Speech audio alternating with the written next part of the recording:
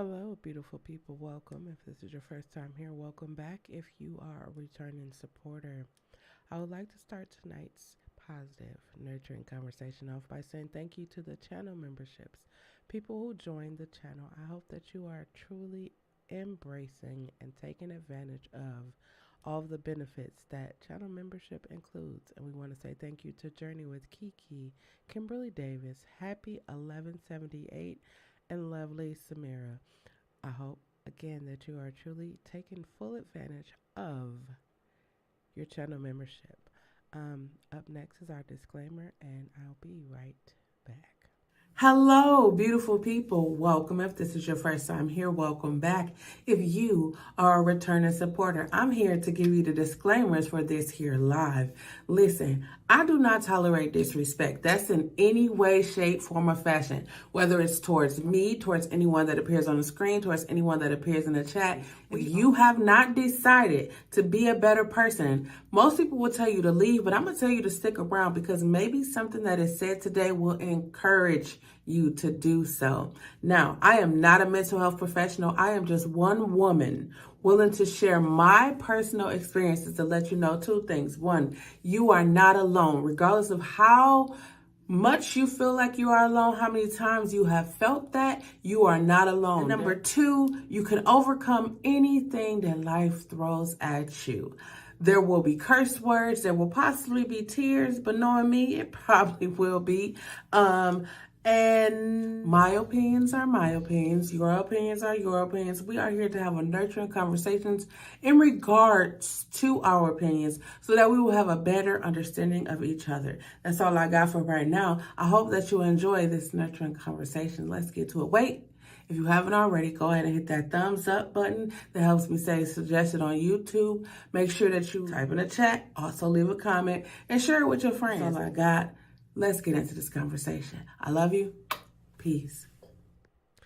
Hello again, beautiful people. My name is Ishell. This channel knows me as Shell. Um, and tonight's topic is broken cycles. Tonight we're going to talk about broken cycles.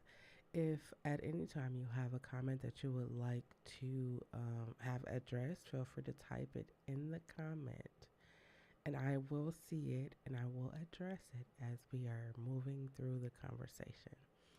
Um, as with many of the titles that we talk about on a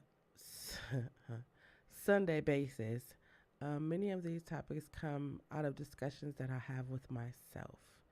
Topics I wish that people would talk about, or things that I wish um, people weren't afraid to talk about.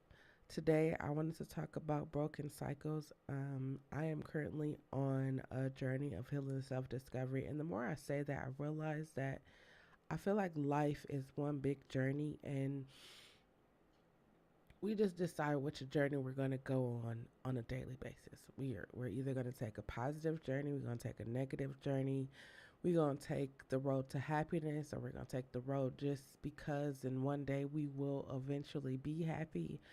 There's so many journeys that you could take in life, but right now I am choosing to go on a journey of healing and self-discovery. Um, on this journey, I've discovered that patterns happen. Patterns happen as a result of broken cycles. Um, Oftentimes, our learning styles or the things that we are taught things by parents who lived or survived broken cycles. And for them, the proper way to teach us is to teach us what they learned. And a lot of times, the thing that we learned come from broken people who create broken cycles and thus begot us. I'm sorry, y'all. I didn't include this disclaimer in the video, but I've been battling congestion for the last week, this last previous week. And so today was the first time I feel like I beat it. And so I overslept. And I was gonna come here and be like, oh man, I overslept, but I'm telling y'all, I overslept, and that felt great. I am able to go. I couldn't breathe out of my nose all week, so I feel great. Um, I am learning to uh, break the habit of not sleeping when I'm tired. It's a broken cycle. For a minute, everybody was walking around like, I don't get tired. I don't get tired. I get tired. I get tired, and my body knows that I be tired, and I just be like, oh, let me just write one more email. Let me just do one more project. And then that one project turns into three, then five. The next thing you know, it's like I haven't slept in 24 hours. And it's like, in this day and age, you have to sleep. Sleep is a necessary part of life. It's a necessary part. You know, you grow up in kindergarten, and there's like first, I think it's up to like second grade, I think, you take a nap during the day. And it's not until you become an adult and you feel like you don't have time to take a nap, or you don't have time to sit down and be still, do you realize the importance of taking a nap or just being still? We have to break the cycle of being busy. We have to make time for ourselves, for me.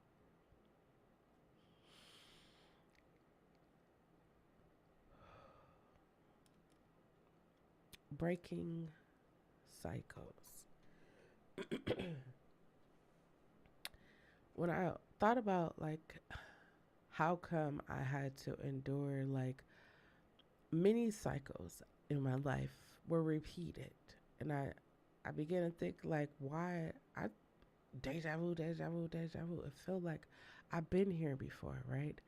And as I thought about it, it was like, you know what? Maybe it's something I'm supposed to learn. Maybe it's something I'm missing something, right? Um, Several years ago, it's so funny to say, but several years ago, I experienced a really bad breakup, right? And during this really bad breakup, I realized that when there is something that is difficult for me, I tend to push it to the back of my head and move on to stuff as though that thing hasn't affected me. What I realized is that there was a lesson for me to learn about myself that I wasn't ready to learn about myself. So, in an attempt to keep from learning the lesson or addressing the fact that I needed to learn and acknowledge this lesson, I just threw it back there. One day I'll get to it. One day we'll talk about it. One day it'll be better. One day I won't have to deal with shit like this. One day. And that day came to reckon for me. Um, I realized what happened was I had a dream, and in that dream, the person that I was previously dating, came to me, and I was so in my dream. I was like, "What the fuck are you doing here? Why are you trying to talk to me?" I was like, I was livid, and I didn't even think about it in the dream. I was just like, "How they gonna have the audacity to come and try to talk to me in my dreams?" Like, and I'm awake now, so as I'm saying this, I was like, "Oh my god, I am angry. Why am I angry? What about this situation made me angry?" And then I began to break down the cycle. I began to break down and say, I am angry. I am disappointed because I thought that we were going to spend the rest of our life together. I am I am angry because I got thrown into a situation that there was no heads up. Like, I'm in here just by myself and I have to figure it out. And I just broke down like how the cycle came to be. And as I am like bawling, I'm crying, and I just accepted the situation for what it was. I bawled and I cried even more. I'm about to cry just talking about it. But I was able to say, you know what? What happened was disrespectful. What happened, there was no kind of conversation. And it wasn't my fault that it happened. I accepted what happened. And I was just like, um, let me go to sleep. So when I was in a dream and the person came and I was just like, who the fuck is you to think you can come and talk to my dreams and whatever? And then as I woke up, I'm having this conversation with myself like, why are you so angry? You said it didn't bother you. It didn't mean nothing. It wasn't, you went, we say all kinds of things when people break up with us or we, have to make the tough decisions. But when I was really, really honest with myself, it was because I was hurt. I didn't plan to be where I am right now. I thought I was going to be, happily ever after. And so I went to sleep and the person came back to my dream. But this time I wasn't angry. This time I actually listened to them. And this time I was just like, oh my God, that's what it was. I was in my dream and it dawned on me. And it was like, you were angry. You had anger. You had bitterness, you had hurt. Hurt was the biggest one.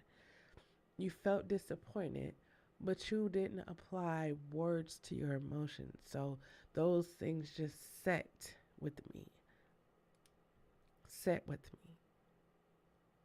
While in my dream, the person is talking. I can't tell you what they're saying, but this time around, it felt different. It wasn't like, "Why the fuck are you here trying to talk to me?" It was like, "Oh my God, I was really angry. Oh my God. Now I'm having an epiphany about why I'm having the actual dream." And for me, that was amazing. And then I was like, okay, let me see what other cycles am I just sitting over here chilling, holding on to.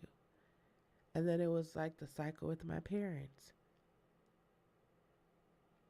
I was expressing to someone, I said, when you're younger, um, you can't wait. You can't wait to get out of your parents' house. You can't wait to um you can't wait to be grown, right? You can't wait.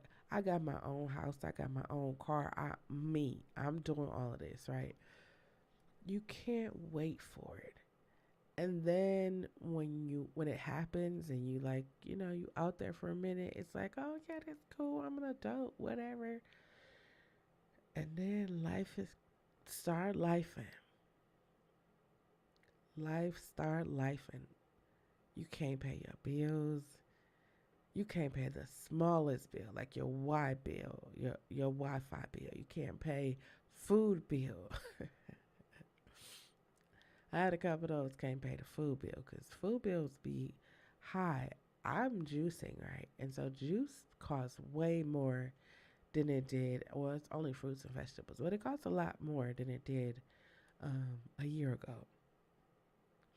Um, but I started to realize cycles and patterns, and I just like, you ever said, I don't want to be like somebody? I was like,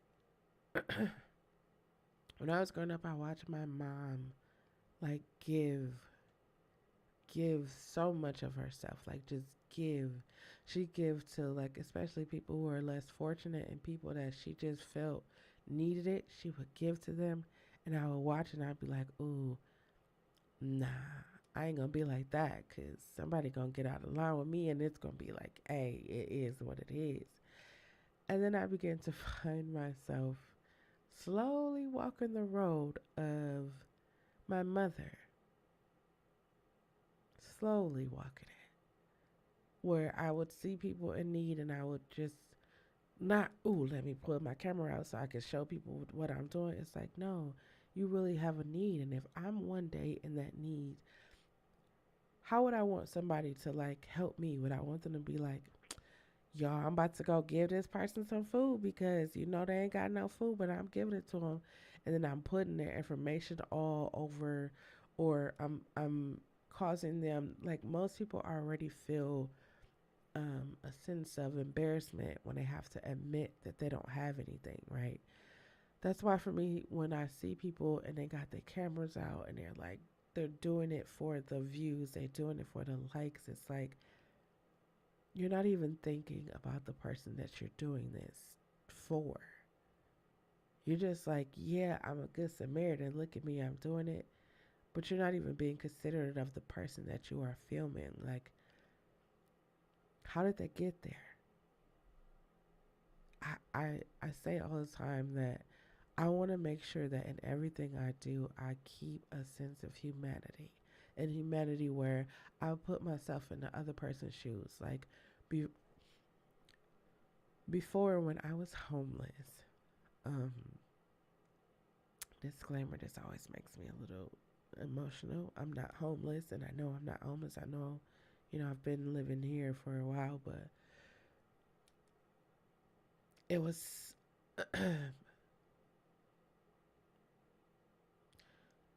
being homeless taught me so many lessons.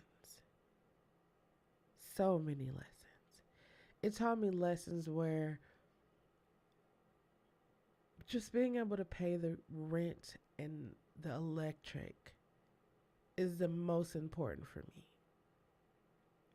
Being able to have a warm place, have a place that I feel safe is of utmost importance for me. So being homeless, and I did everything that I was supposed to do and still become homeless, was definitely a lesson learned. I learned to make sure the pay that I pay, that my name is on the check or money order or whatever it is being paid to the landlord. I learned that many people portray that they are kind or that they have love in their heart. And ultimately, people have um, bad intentions.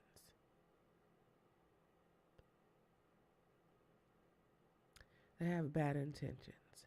As I was homeless, I was like, hi, I'm homeless, and I paid my money. I do everything that I'm supposed to do to ensure that, I wouldn't be homeless. So how am I homeless? Like, if I can be homeless, anybody can be homeless. And then I began to actually think about that. You can still do everything that you're supposed to do and still be homeless. We are so used to um, doing whatever it takes to have our bills paid, or dating people so that we can have our bills paid, marrying people so that we're so used to doing the necessary things to make sure that we don't even have to worry about things like those. And as I think about it now, it made me mindful. It made me mindful of life. I'm, like I said, like I was paying everything I was supposed to pay. I was doing everything that I was supposed to do. However, there were other factors in the situation that wasn't taking care of their responsibilities, and it fell back on me. And I was just, I'm just happy to have a roof over my head and warmth. So, I was cool. I had become too accustomed to the finer things in life, and I stopped paying attention to stuff. And when I started paying attention, I was homeless. And there's nothing like trying to find a home to live in when you don't have one. When you don't have, like, trying to find a job when you have no references of even working anywhere, it's really hard to find a job. So I spent a lot of time. I slept in a car. I slept in a car. And you see people um, sleeping in a car. You see people sleeping in a tent on a really cold day under the underpass. You see that, and most of us, it's like, how can I help? What can I do? And it's like, yeah, they need food. They also need like the basic necessities. They like need things to help them stay warm.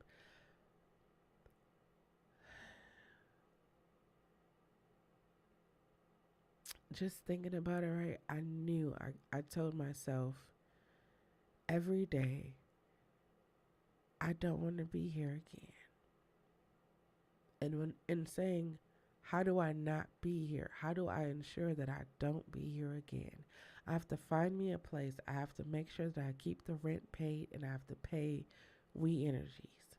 We Energies is the electric company.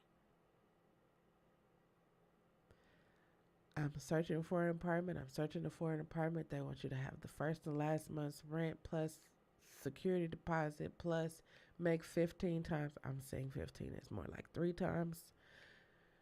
Well, at this time, it was like 2 times the rate. And I was like, oh, okay. I mean, I could do that. But then the the really nice places, oh, there's way more hoops you gotta jump through. And so I'm like, I'm gonna live on the outskirts of the hood. And in my mind, I'm thinking the outskirts of the hood, it would be like, it wouldn't be as high as the really nice neighborhoods. I'm going into these places and I'm looking like, wait, you want me to pay how much for here? And you have a whole radiator. You don't have heat vents. You have a whole radiator in your house. And this is no knock to anybody who have radiators in your house, because, some houses are really nice with that. I'm not about to know. So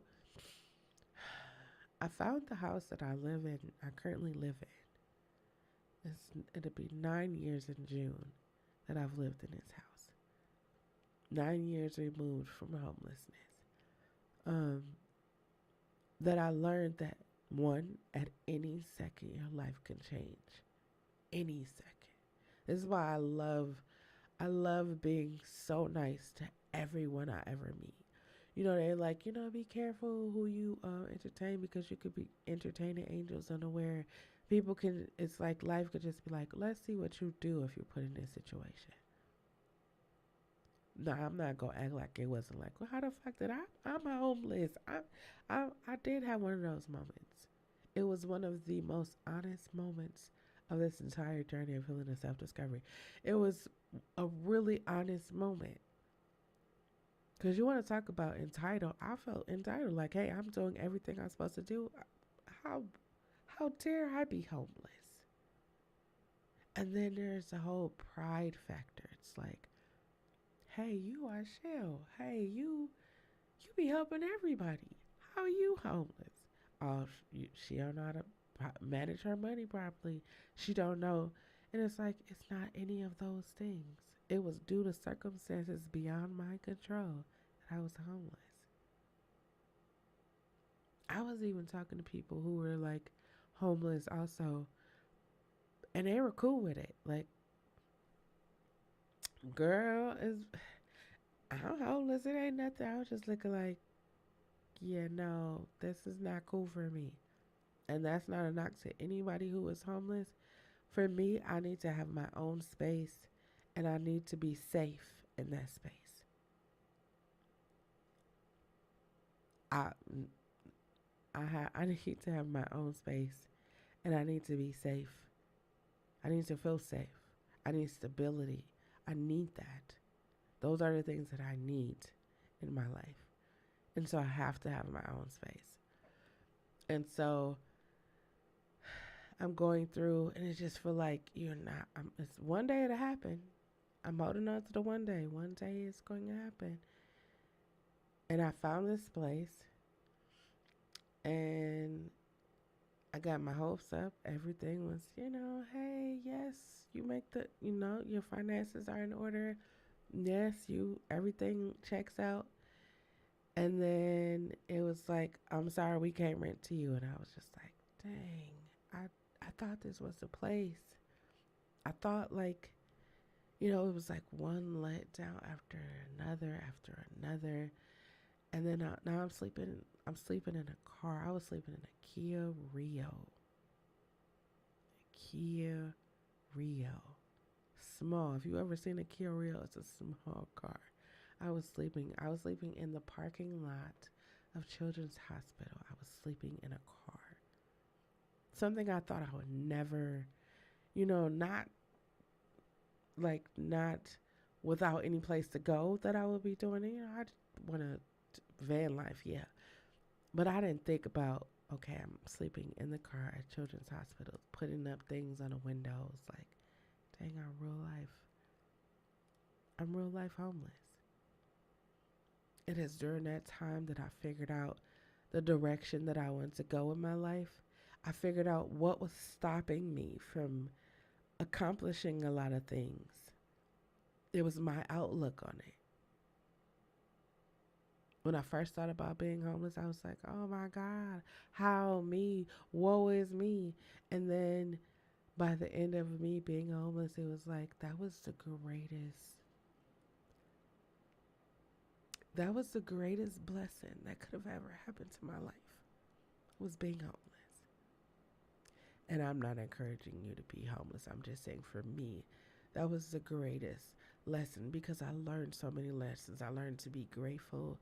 I learned to that things can happen beyond your control. Of course, we alive, that stuff happens, but I realized the severities of life. You could do everything that you're supposed to do, and life still give you a shitty hand, and you have to clean yourself up and keep going.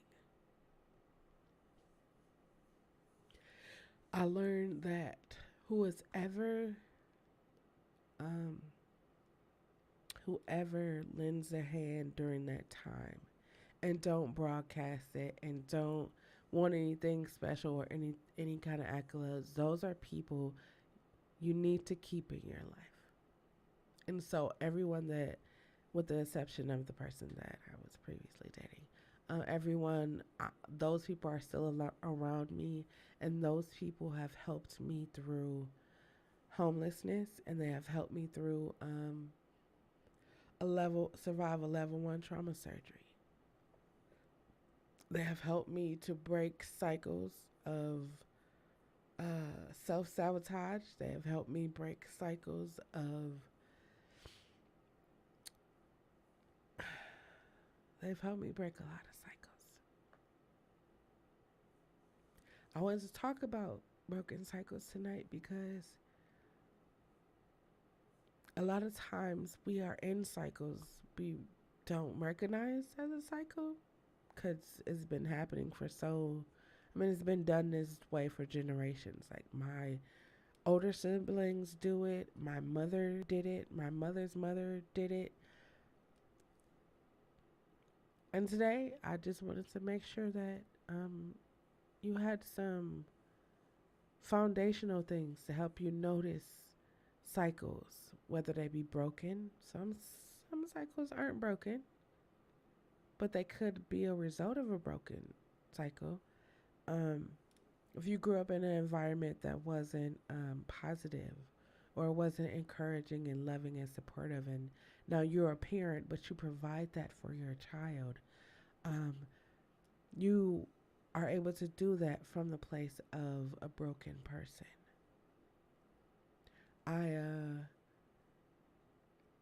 When I see people on the corner, or they're at the gas station, or you're driving, or here where I live, when you drive, the homeless people are sitting on the median or on the side or the island where you're going to turn, and they have a sign like, we'll work for food. I remember when I was growing up, people were like, they just need to be honest. They're going to take the money to go do drugs, or they're going to take the whatever people. We don't know. We didn't know. We didn't know. We don't know what the people are going to take the money to do. But we just figure, like, if they don't look kept, if they don't look a certain way, we just like automatically assume like we know what they're going to do with it, right? And so I just started to think, like, we do that to people that are less fortunate to us, but not one time do we think about where we energies, or our landlords, or the preachers or pastors, or we don't think about the other people that we give money to, our kids, our parents. We don't think about what they're going to do with the money. We don't really care. Because long as we got a roof over our head, long if we could flick a light switch, we could watch what you want to watch on TV, we could. That's where for me it was like I never want to treat anyone that the way I don't treat myself. I treat myself with the utmost love, respect, care, and appreciation. And I want to have that for everybody else. I was sharing this week about the situation that happened between me and my parents. You know, when you're younger, you're like, oh, I can't wait to move out. I can't wait to.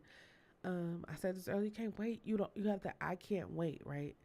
And then when you're younger, you have all these ideas of what my parents supposed to love me, protect me, buy me anything I want. They're supposed to make sure that I have everything. I feel safe, that I feel loved. They're supposed to, I put all these expectations because that's what we're supposed to do. You know, that's how life goes. It's just, you're my parent.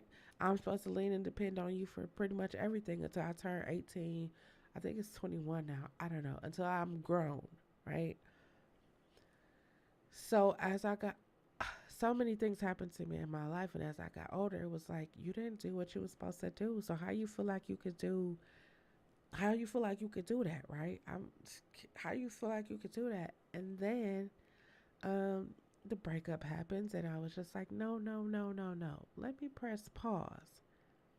Let me press pause on my life, because I need to figure out how I got here, how I got to the place where I had given up on me. I was been so consumed with everything else that little on me, I'm in there. I'm like a little flicker. Like I was a big bright ball of fire and I had just become nothing but a little flicker. I was like, oh, I can't go out like this. I know there's greatness in me. I need to figure it out. That's when I began my journey of healing and self discovery when right around the time the pandemic hit. And I was like, I need to figure it out. I'm tired of carrying around baggage in my past. I'm tired of um, fighting myself on things that I know that I could do.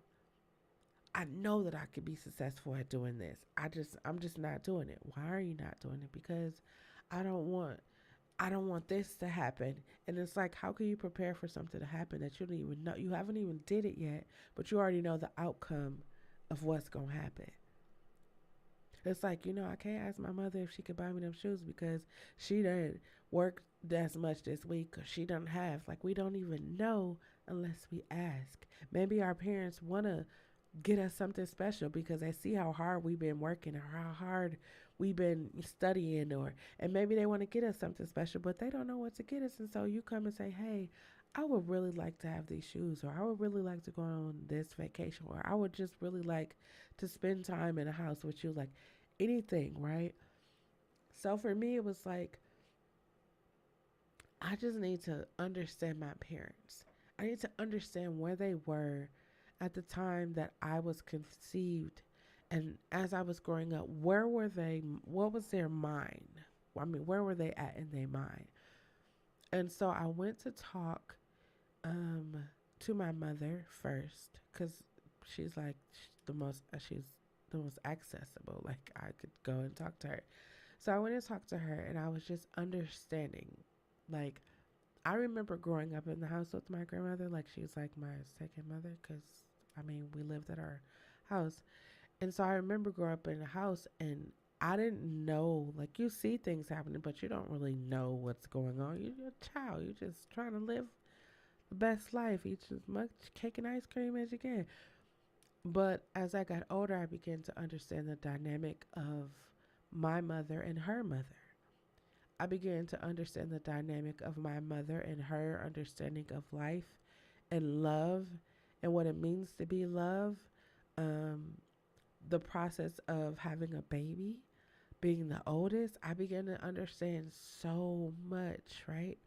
And I'm listening to my mom talk and I'm crying and I'm all emotional and I'm just like, I want you to forgive me. I want you to forgive me because I put so many expectations. And you probably listen to this and you're like, no, because my parent, no, I'm I'm just telling you, like, I understood my mother in that moment. I understood what it was. I literally said, I had a podcast interview this past week, and I said, despite of everything that I went through in my life, my mother set me up for success.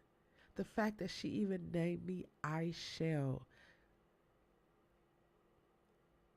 Every day when I think about that, it's like it's an affirmation, right? I shall be successful. I shall have a nurturing conversation with you. I shall tell everyone of the importance of caring for yourself. Is that right? And then not only did she stop there, like she could have just was like, okay, this. My mother sent me to chapter 220 schools. Now, when I was in the chapter 220 schools going to predominantly white institutions, I was just like, I don't know what the fuck is going on right now and why I'm here, because I want to go to school with the people I see in the hood, people I see, from the coast I grew up in. I want to go be around them. And my mother was like, no, you have to go here. And that didn't make me feel like I was better, because actually I experienced some of the worst cultural. I'll get to that in a moment. But my mom sent me to those places, and I was able to go to like arias and Broadways and operatic shows, and just like go to all these different experiences that I would not have experienced going to the neighborhood school or just hanging out with the people that I saw on a daily basis. So when they were just happy to go to like Chicago, or I was happy to go like places. I had the opportunity to tour with a chorale um, in my college years, but I didn't go because I was afraid. Fear stopped me from touring Europe. And I kicked myself in the butt every day from that moment. Fear would no longer stop me. So when I went to talk to my mother, it was like, forgive me because I put so much on you. I gave you requirements that technically wasn't requirements for you. I just thought that they were. I thought I'm entitled to Jordans every time they came out. I thought I was entitled. Like I thought as being a child, that just automatically happens. You automatically have birthdays because you're a child. You don't know. I had a birthday last year. Last year you got me a big cake. Like I'm not gonna have a big cake this year. You ever had your parents ask you what do you want for your birthday, and then you got these long old lists? Talking to my mother healed a part of me. It allowed me to apply words to my emotions. It allowed me to just understand her. And so that part of me being able to say, hey, I felt like you rejected me. I felt like, and then as a result of that, these things happen. I felt, I didn't feel loved. I didn't feel support from my parents, the two people that brought me here. So I began to seek validation from everybody. I became a people pleaser. I remember I told someone, it was like, you don't want to win a lottery and be a millionaire. I was like, I've been a millionaire. I'm 42 years old. I touched a lot of money directly and indirectly.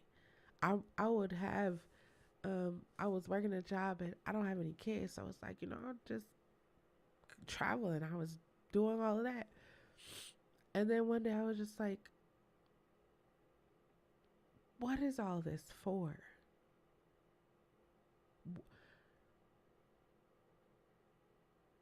When the final chapter of my life is written, it's going to be like one of those little pamphlet booklets. What are people going to say? And people going to be like, you know what? She spent her life making sure that musicians receive a financial return on their musical investment, or she spent her life living it to the fullest. Hi, spiritual by nature. Thank you for coming.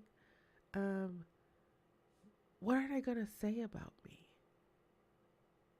And I know it's like we don't want to think about that, but we should definitely be thinking about that. Like, if you're a parent, like, how would your kids, Like, you know how you felt about your parents. A lot of people like, no, fuck them. They knew they knew what happened. They knew, just fuck them, right? And then you become a parent. And it's like, do you change your tune and be like, I don't want my child to say fuck me. I want my child to come to me and tell me everything. I want to have that kind of relationship or friendship, as you as I would say, friendship. And then, there's people out here say you shouldn't be friends with your kids. Listen to me. Listen. You should definitely want to be friends with your kids, and you should definitely want to. We'll get there too. But talking to my mom healed a part of me that let me know that she did not reject or abandon me. There were things about our relationship, the mother daughter relationship that we had, that she was unable to provide me because she didn't have that same situation with her mother. Once I understood that, I was able to form a relationship with my mother from a place of, um, I understand you. I understand why you made the decisions that you made, because you were thinking about us and our best interests, not just for today. You were thinking about our best interests for the long run. She brought us to what I interpret as a cult. And again, my views are my views. My opinions are my opinions. Your opinions are your opinions. I don't mind if you ask me why I felt like it was a cult, but that's just my interpretation of it. It was a cult. Yes, there are good things that I'm able to take away from it. I met a bunch of people. There's positive things, but there are, in this instance, there are a lot more negative ones. So I understand that. So when I think about my mom, if I remove that part, my mother looked out for me on levels where I could not at that time say thank you, because I was too consumed with you should have did. What you should have did as a mother was, I was too consumed with that. You bought me these pink Air Force, but you ain't buy me these other Air Force ones, so now I'm mad. I got 2 day beds in my room. I got 2 day beds, TVs, video. I got all kinds of stuff. But you know what was missing the most? I had all the material things, the clothes. My room was like, but I was missing love. So I had the conversation with my mother, and she was just talking, and it's like, I expected something from you that you didn't know how to give me. I expected from her what she didn't even know how to give me.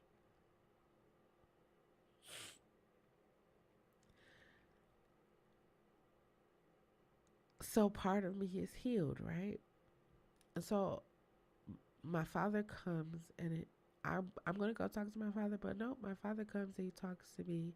We have a conversation, and it was a really good conversation. And then he drops the bomb on me. It's like, hey, I have prostate cancer. It's in stage 4, and I just want to make sure that everything. Here's these papers that you need to sign as my oldest daughter. And now the conversation that I just had with him totally changed everything, because it was like I was hating you. I was mad at you because you wasn't there my entire life. And I was like, oh, well, he gonna tell me my mother. It was your mother why I wasn't there. Like, if you are a fatherless child, I'm pretty sure you done played in your mind like what your father is like. Either your father was like rich, or he was like popular, or we all have this idea of what they are, when the reality of it is they're just human. So while I'm talking to my father, I was like, what happened? Like, how did you meet my mother? Like, she's already told me her side. I just want to hear your side. And their stories aligned, which was so crazy. Their stories aligned to each other. Like, he didn't have anybody to like love and show him love and affection and appreciation, and just encourage him and ask him how do he feel or what's going on. He didn't have anybody acknowledging him or seeing him as a person. My mom is the same way. Like, my granny, I saw my granny as a loving person. Like, she loved everybody, but the situation between my mother and my granny was just like, It was a lot, but it was that, I'm grown. I have to do what I need to do. It was that. And so talking to my father, and he's like, 2 years before you were born. Now, I never even knew. I been saying for a long time, like, hey, I'm the only girl. And when you say you're the only girl, everybody was like, oh, you spoiled. I know you get everything. And I'm just like, oh, if only you knew. The boys get everything. I'm just the afterthought. That was previous to now. I was just the afterthought. I was like, oh yeah, this is my oldest daughter, but this is my son. And okay, when you have a birthday party and your brother name is on the cake before yours, and they be like, oh yeah, let's put our name on his cake. I got stories for days. Anyways, I'm talking to my father. He's like, 2 years before you were born, you had a sister, and she passed away with carbon monoxide poison. Carbon monoxide, dioxide, one of those. And I'm in shock now because I'm like, wait, I had a sister? Wait, are you like, where's she? I got a whole sister out here. Well, I had a whole sister out here. And so he was like, she passed away. Nobody talked to me about grief. Nobody talked to me about mourning. Nobody talked to me about what it feels like to lose a child. Like, he's going through all these different things. And in my mind, part of me is like, yeah, that's an excuse. But yeah. But the human part of me, like understanding like life, the things that I experienced in life, like nobody tell you, like people tell you, okay, you go to a funeral, you find out somebody deceased. Like, you let me know in the chat if this has happened to you or you like figured it out. Okay. So you find out that somebody passed away, right? You cry, you like, oh my God, this is so surreal. I cannot believe it. They're gone. And then every little thing in your life starts to remind you of that person. Then it's like, okay, it's the funeral. And it's like, okay, you put your grief, your sadness, you go and put that up on the shelf. And now you got to get back to everyday life because you got bills that you got to pay. You got to get back to now you're running on the hamster wheel. Like, you cried, put it up there, right? Nobody tells you that there are going to be random times in your life where you find yourself crying because you're sad.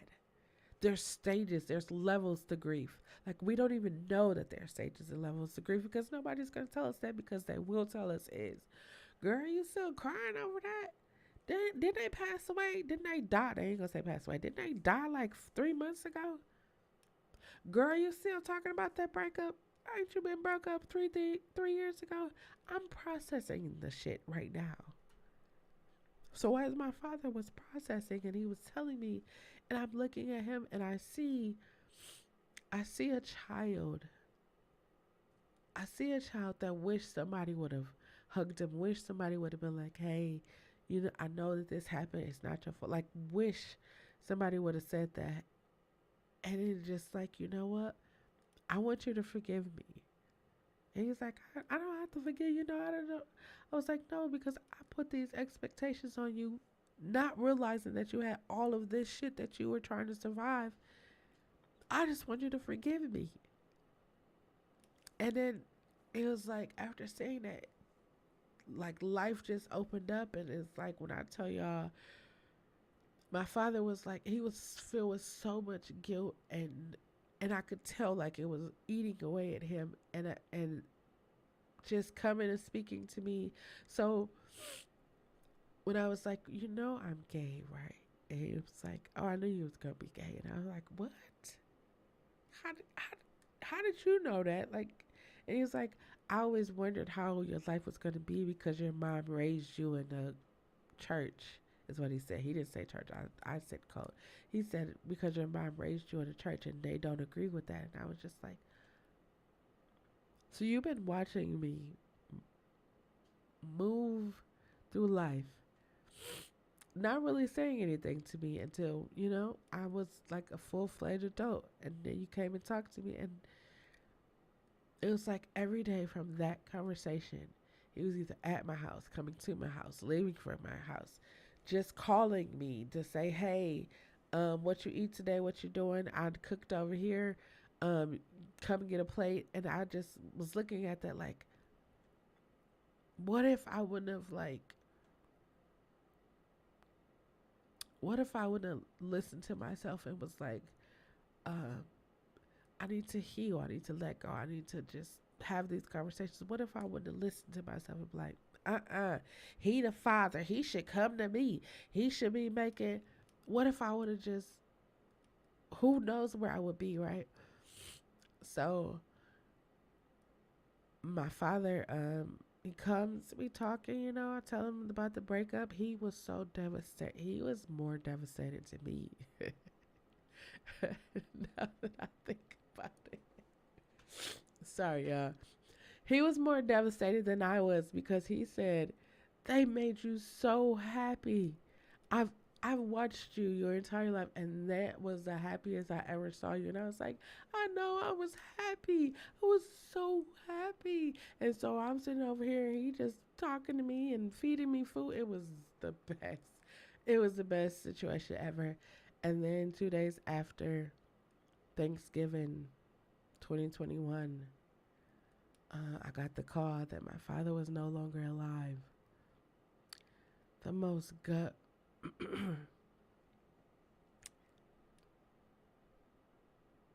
One of the most gut wrenching moments ever.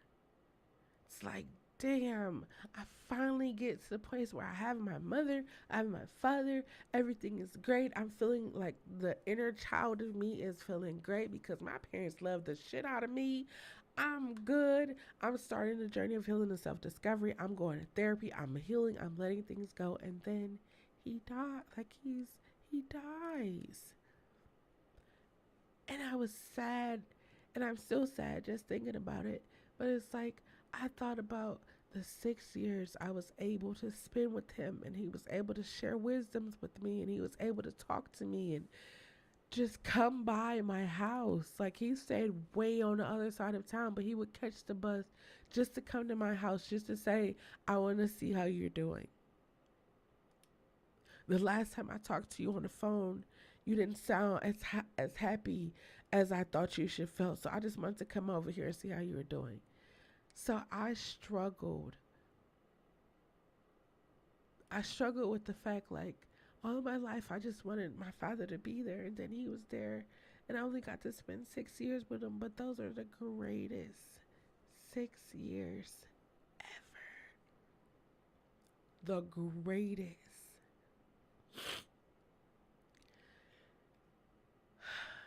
I I'm glad that I made the decision not to hold on to anger. Part of um part of our lives where things are broken is because we felt disappointment, or we feel anger, or we feel let down, or we don't feel secure, or and so no one talks to us about how to pull these things together. We're just like supposed to figure it out. Like when my grandmother died, like nobody talked to me like about what it's like to lose the person who taught me everything that I know. I have a mother, but my grandmother like was like my mother. If you were like older, my grandmother was like my mother. So she taught me so much shit, and it was just like, now what am I supposed to do? I real life said, I told my therapist this. I said, I real life felt when my grandmother died like I was left to the wolves.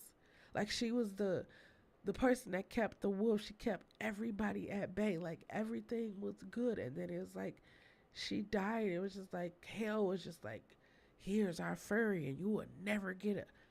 It was like devastating. And so it wasn't until I went to therapy that I began to understand that I will forever grieve. I'm not going to forever be sad, but I will forever have moments where it's like, a couple of weeks ago, I was telling my mom, I was like, I just wish I could talk to my grandmother and just be like, I'm okay. You remember we were sitting at your table and I told you I was going to marry a woman, and I told you that one day I was going to be the CEO of a Fortune 500 company, and I was going to have all these things, right? And now I'm sitting in that place, and I was like, she's supposed to be here. Like, she's supposed to be able to see me do all of these things, and I wish I could just tell her, right? So I stream on Twitch also, if you don't know. Do stream on Twitch. My information is in the description box down below.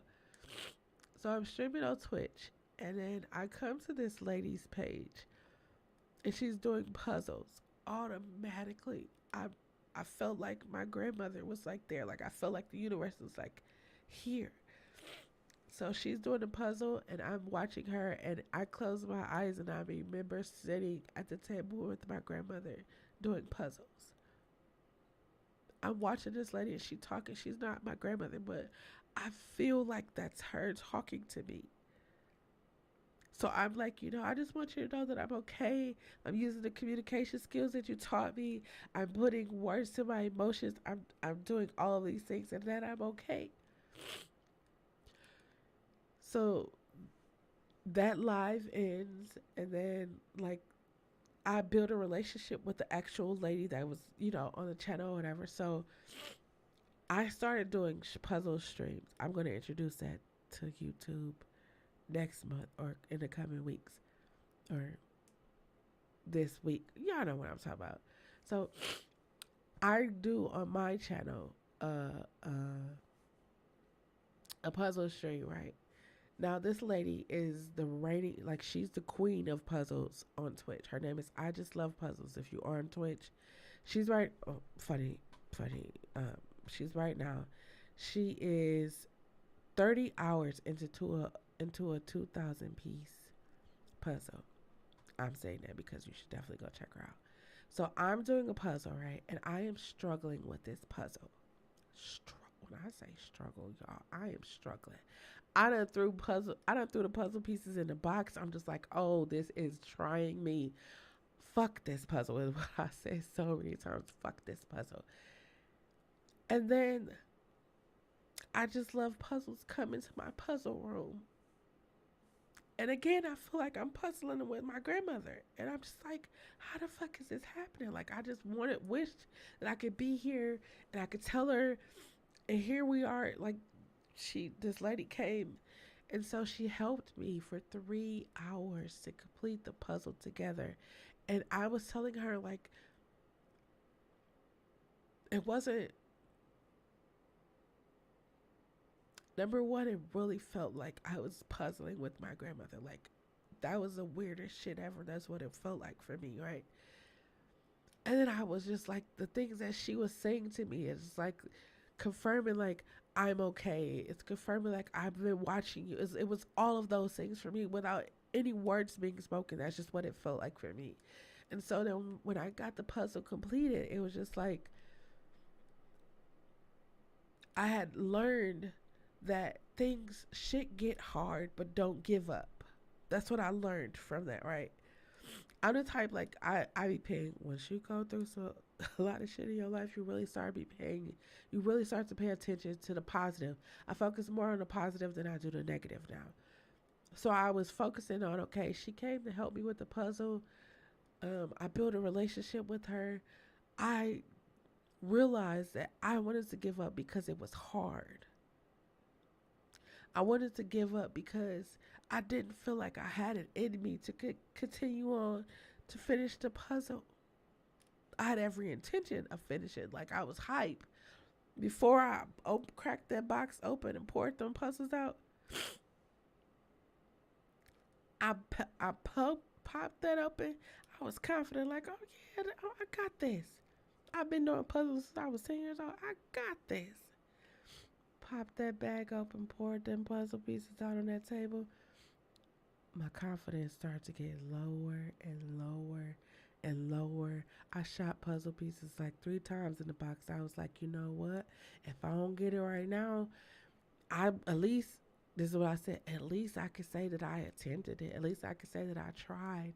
And while I'm still I'm angry at this, but I'm angry at a puzzle.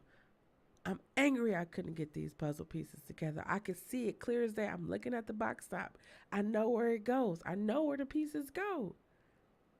Angry I couldn't put it together. And here comes, I just love puzzles. She said, sit back and look at the picture. Look at it.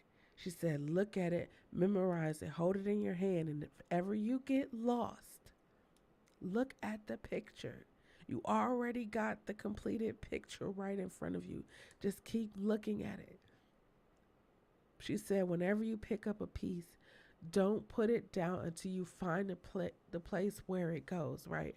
I'm telling y'all what she told me because I'm bringing it all together and how it helped me understand a cycle in my life, right? So she said, get a white piece of paper and when you start doing puzzles, put them in a section and it'll help you see it clearly, right? So she said, look at it, hold on to it, see it. You already completed it. All you have to do is put it together. I'm over here losing my mind because I'm literally getting like downloads of life lessons and things like that. And then I look at the puzzle and the puzzle becomes completely clear. Like I was struggling. I was like, I can't figure it out. It's just too much. It's overwhelming me. And after she said that, I looked down and I saw it clear as day. And so we're just plugging it in. And I realized the more that she was like, she was cheering me on. She was egging me on. Other people started coming in, cheering me on, egging me on. And I was just sitting here thinking like, if I would have gave up on those three little puzzle pieces, it was three little puzzle pieces. I was like, fuck this puzzle. But her encouragement and support, and I knew the entire time, I'm telling you, before I cracked that puzzle open, I knew I had that puzzle. I knew. Yeah, I got it. It's going to be cool. It ain't going to take me no time. I just did a puzzle the week before. It ain't going to take me no time. Sat down that puzzle. Took me 9 hours. I just did the same. It wasn't the same puzzle, but it was the same number. It was like 300, 500. It was one of those pieces the week before. And it was, I was a little cocky. Like, yeah, I just did this last thing. It wasn't nothing. 9 hours to do that puzzle. And at the end of that puzzle, I realized everything that I'm experiencing right now, I've already overcame it. I already overcame fear. I already overcame doubt. I already overcame it because I was literally walking in everything that I knew that I was going to be when I was younger. I'm walking in it. I'm sitting right now in everything that I said I was going to be, I was going to do. I'm sitting right here. I have accomplished everything that I ever set out to do. And it was in that moment, it was like I never even celebrated myself. I never celebrated any accomplishment. I never patted myself on the back. People be patting themselves on the back all the time. I've never done that. And not because I didn't have the accolades to do it. I just didn't want people to feel like they were less than. And even when I say that, right, I would dim who I am as a person because I was more concerned about how the people around me felt rather than what I felt and what I thought. I would do one of these like, yeah, I got that. Yoo-hoo. Then I would never talk about it ever again. After that happened, every live I was on, every time I was live playing Call of Duty, I was like, oh, let me tell y'all what happened with we call her, like, she's my Twitch G-Mom. She's my Twitch grandma. I know she's not my grandmother. Let me make sure I say that because most people be like, she not your grandma. She ain't got nothing. She's my Twitch grandmother. She's going to be whoever I say the fuck she is. I'm just like, but I was so serious. She's my Twitch grandmother. So now whenever, like, she's live. And I'm watching her.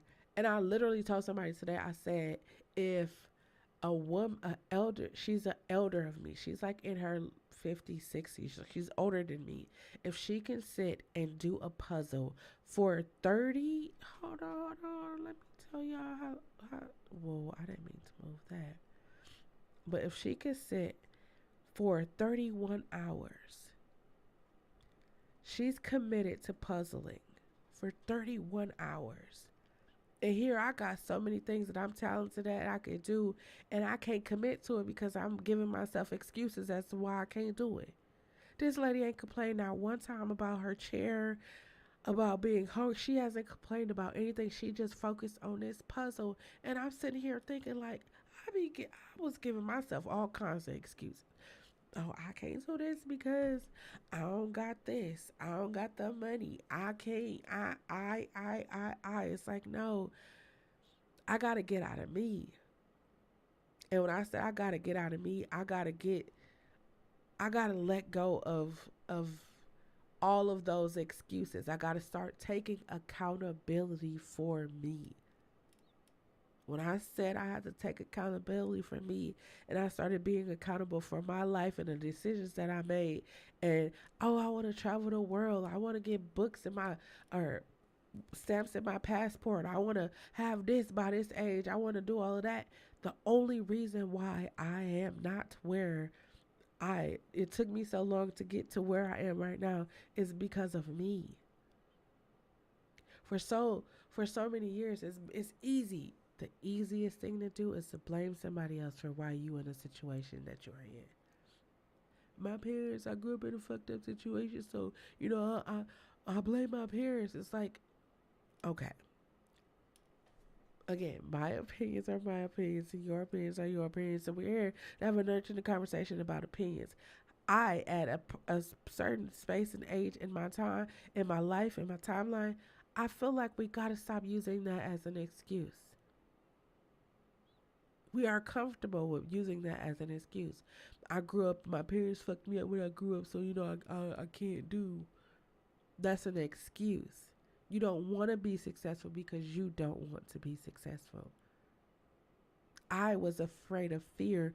I was afraid of success not because I couldn't do it, not because I not successful. I was born successful. I was born successful. I just had to get rid of all of the shit that happened to me, all of the things that caused me to have fear and insecurities. I had to get rid of all of that to get back to me and then walk in who I am. Before, I would just be like, I don't want to talk about that. I don't want to talk about my accolades because then people around me are going to feel bad because, they didn't do that. They didn't have that or they not accomplished that. And now as a 42-year-old woman, I'm saying, fuck that. I'm talking to you right now. I'm saying if you want to start a business and you telling everybody you excited, you got your LLC, you got your EIN, you got your doing business, you got everything, business bank account, you got everything all set up, and then you got people that's like, why the fuck you want to do that? What makes you think you could do that kind of business? Oh, she thinks she better, or he think he better than walking that. Start saying, yes, I am better. Start walking in that. I told people from here on out, 2023 especially, for the rest of my life, I'm setting on everything. I think I am better. I am better. I'm not going to depreciate who I am because you don't have the confidence within yourself. No, I want you, as you are watching this, you are better. We don't take jobs or we don't take opportunities because they tell us to be humble. Fuck being humble. Let's break the cycle of humbleness. They was telling us to be humble because they didn't want to hear about our accomplishments. They didn't want to hear about the things that we are doing because then that in turn caused them to feel like shit. And a lot of times people need to feel like shit. Feeling like shit will help you get up off your ass and get to it. It's so many people now want to start businesses, but they surrounded by people who can't see why you want to do that. Why you want to be an entrepreneur?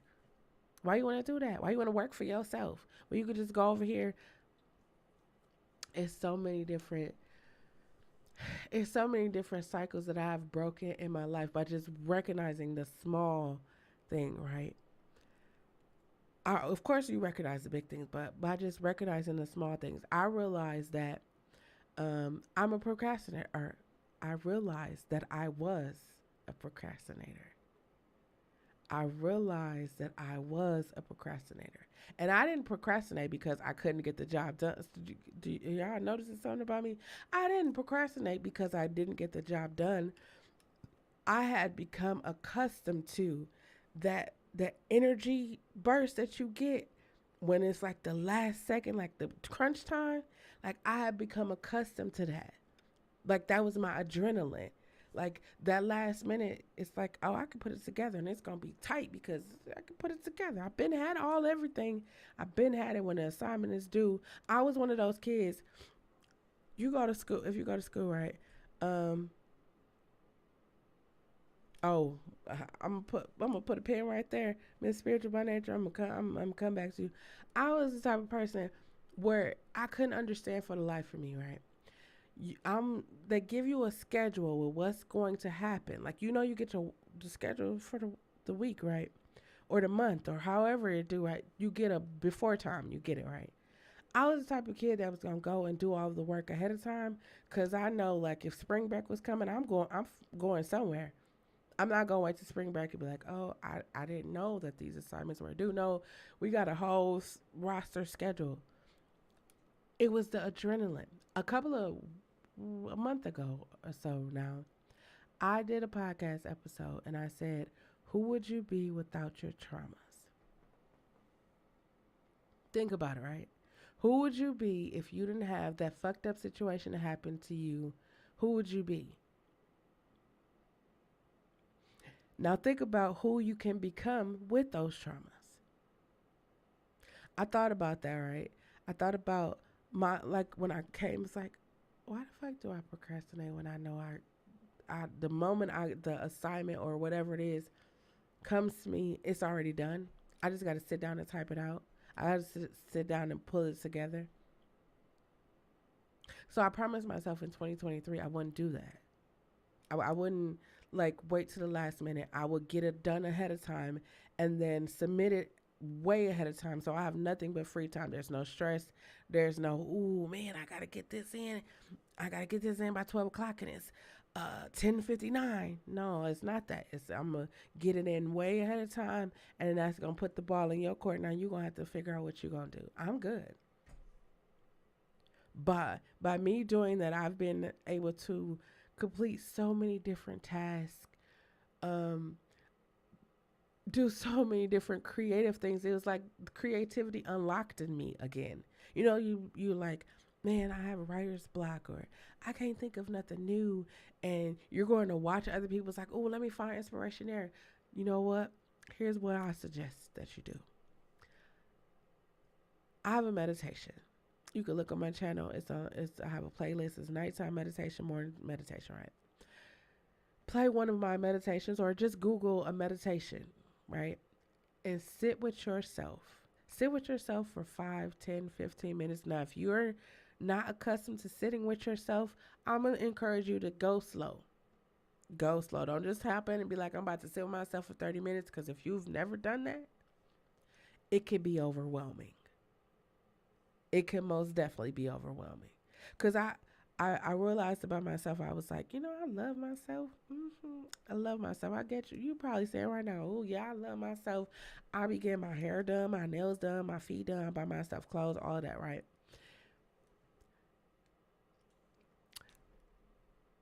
Do you really love yourself? Your body be like, don't put that. I realized after COVID that I can't eat peanut butter. I love peanut butter. I love peanut butter and jelly. Have y'all tried a warm peanut butter and jelly sandwich? A toasted peanut butter and jelly sandwich? Oh my God, it's the best. After COVID, I had become allergic to peanut butter, right? I know I'm allergic to peanut butter, just like I know I can't have dairy products. I know that. I'm the type of person that be like, oh, I want this so bad. I'll just deal with the consequences of it later. Right now in my life, I'm staying away from peanut butter, dairy. I try to stay away from sodas, but it's something about Sprite that it calls me. Not all the time, but it calls me sometime, and I just answer sometime. But I learned to like listen to my body. You ever get ready to go somewhere and your body is like, don't go. It's like you have that feeling. It's like, no, I should just stay at home. And then somebody calling, like, girl, come on. What, boy, we about to go turn up. We about to, hey, bro, come on. We about to turn up. And then you get to that place and then be like, damn, I should have followed my first mind. We have to start trusting ourselves more. We have to start listening to ourselves more. That was a cycle that I had to break because I would not listen to myself. I would just listen to the other person and be like, well, I just need a ride to go over here. And it's like, well, I don't have no gas, so let me go on over here. And then it's like, it wasn't what I thought it was going to be. And then now I'm like, damn, I could have just stayed. I came outside for this. I was comfortable too. Came outside for this. I started following my mind. When I was last year, around this time, I was preparing to have a level 1 trauma surgery. I was telling everybody that I was bloated because I didn't know. I didn't know what was going on with me. I had been juicing for a whole year. I thought I was, you know, I, just, the juice is catching up to me. I don't know. The gases, I don't know. But when they told me I had a mass growing on the inside of me, I was just like, what? Who? Me? Uh-uh. Why? Why is it when things happen to us, we start to list off all the positive things that we did? I gave to the homeless. I made sure that I paid my dues. I paid my tithes. I was listing off everything. And then it was just like, it's bigger than me. It's bigger than you.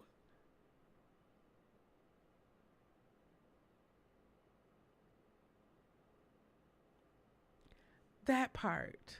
That part, spiritual by nature. Welcome in, Fancy Pants. Thank you for joining. I'm sitting here like,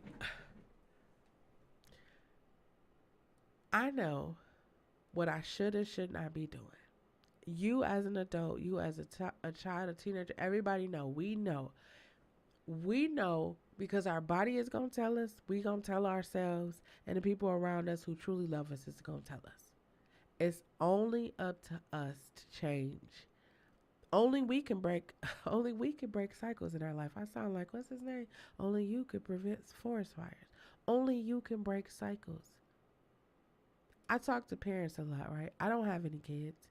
And I like to throw that out there because people always like, you don't have any kids, you don't know how hard it is to raise kids. I've raised a ton of kids. A ton of them. A ton of them. I've raised them and I've raised their kids, which is amazing to me. When I just sat back and I just, just look like, damn, I done raised, holy shit, I done raised everybody. But it's also like, damn, I'm able to impart wisdoms into so many different people. So I talk to parents because I'm like, you remember when you were a child? You remember how you felt about your mother or your father? Like, man, that bee just be yelling at me all the time. She don't know. Like if you're a parent, right? You ever had your mother or your parent ask you like, what you got to stress about? I said something. I said, in 2023, kids got a lot to be stressed about. They got the global pandemic. They got people walking up in their schools and just shooting them just because they had a bad day. Somebody talked about them. They didn't get the amount of money that they're supposed to get. There's a lot. We got the internet where people that's not even supposed to be talking to them or not even thinking about them is focusing in on them. We got so many different things that we need to protect our children from. Again, I know I don't have any children, but I protect kids. I do. Because at one point in my life, I was a child. And I wasn't protected. And that caused me to experience things in life that I don't want anybody to ever experience. I don't want anybody. I was saying to someone, I was like, imagine if we're feeling what we're feeling. Like, I'm 42. If I'm feeling what I'm feeling, right? and I'm going through all the shit that I'm going through. I said to myself, I made a conscious decision when I went through everything. I said, I'm going to talk to, I don't have any sisters. Like, my sister passed away 2 years before I was born. So I don't have any sisters. All I have is brothers. So I made sure that, as a sister, I'm going to talk to my brothers about their emotions. I'm going to talk to my brothers about the shit that they're experiencing in life and let them know that they have a safe space at any fucking time. You just want to call me just to vent about what is going on in your life. Pick up the fucking phone and call me. I'm not going to judge you. I'm going to sit there and listen to what you're saying. And sometimes I wish that I would not have said that, but I still, because if you got men, children, they go through a lot of things. And I don't be trying to hear about their different escapades or whatever, but I be listening. And I just be listening. And at the end of it, sometimes I don't say anything because they don't need me to say anything. And when they do want me to say something, they will ask me, and then I would just tell them. And then because I'm a woman and I'm their sister, I can offer them a different outlook on it, because they're just looking at it like, you know what, fuck this, fuck them, fuck is averages, fuck it. That's how they look at it, like, it's fuck it, and I'm going to be on to the next one. And I'm like, no, you have to think about it like this. Look at it from this perspective. And they're like, damn, I didn't even look at that. I didn't even think about that. And then I talk to them because if they have daughters, I grew up, I didn't have my father until like 6 years. It's just, he passed 2021. 6 years. 6 full years I had to spend with him. I got to spend with him. Don't let your daughters grow up without you. If you are a mother, don't let your daughters grow up without you. You are their best friend. Don't let these people out here tell you you can't be your child's friend. Don't let them people tell you that. That child, whether it is she, him, her, they, them, grew up on the inside of you. They grew on the inside. They received nourishment from you. I don't have a kid, but I know what they receive. I raised a bunch of them.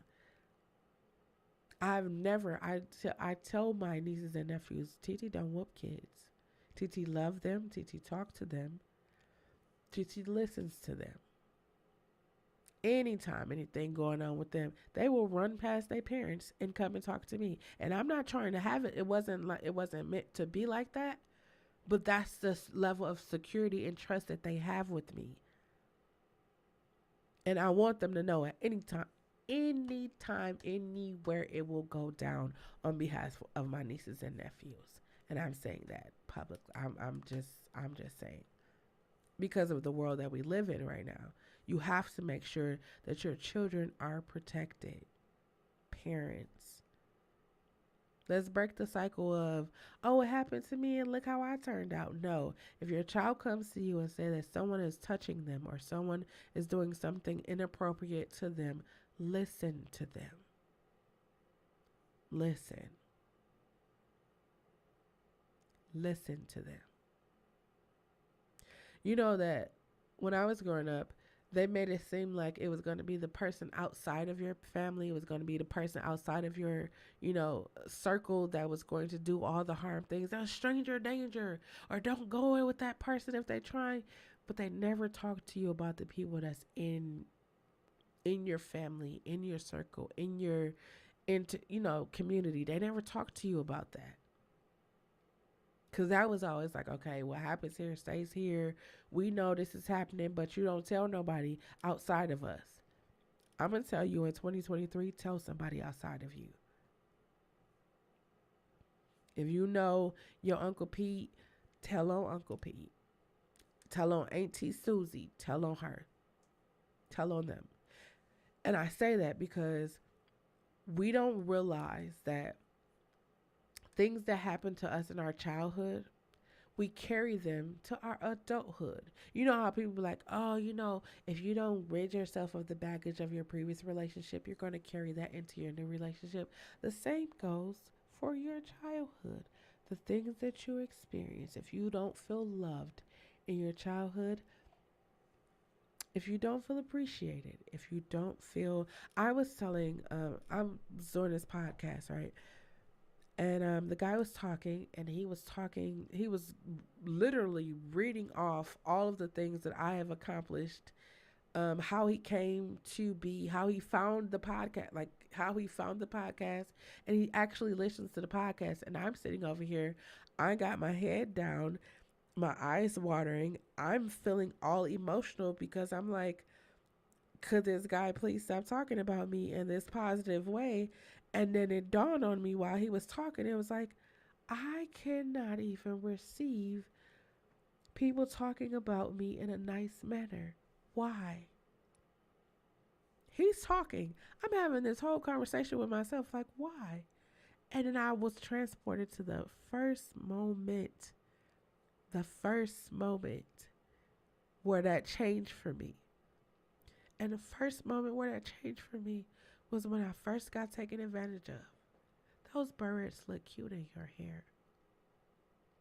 Your dress is so pretty. Look at your little lace socks. And every moment after that, I couldn't accept the compliment. I couldn't accept the compliment because I always felt that there was something going to come behind that compliment. And so I convinced myself if I don't even, take it, nothing could happen. I'm at a podcast and he's talking about me, and I was like, before I was telling y'all, like, I was overwhelmed. I knew, like, I was getting to that point of being overwhelmed. And all I could say at that moment was, thank you. I had a hard time in life accepting, hearing other people talk about my accolades, accepting the fact that I have accolades.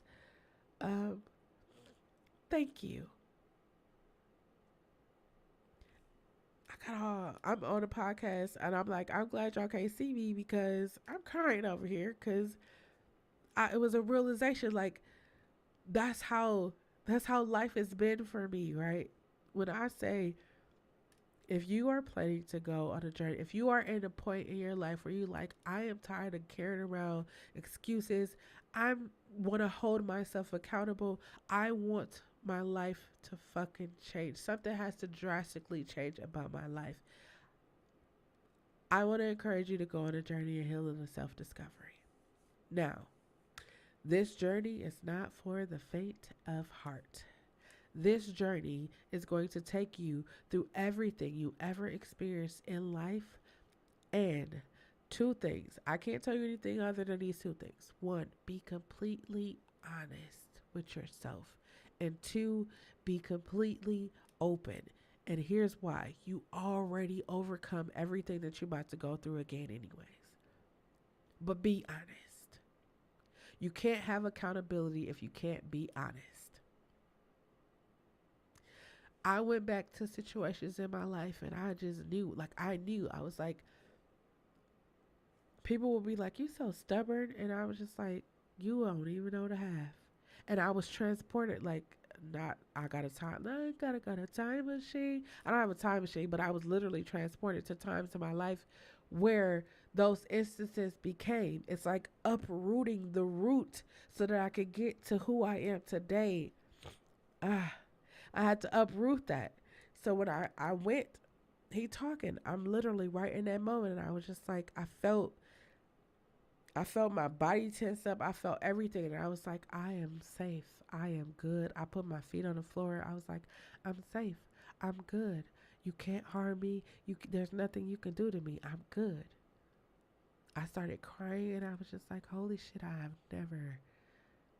I said a couple of things. I said a couple of times, like, yeah, I scored a documentary that was featured on HBO Max. I just talk about the 5 film festivals that I've been in. It's an award winning. Like, it's not my documentary. It was just a documentary that somebody I met was like, hey, do you want to do it? Yes, I do. And then it happened.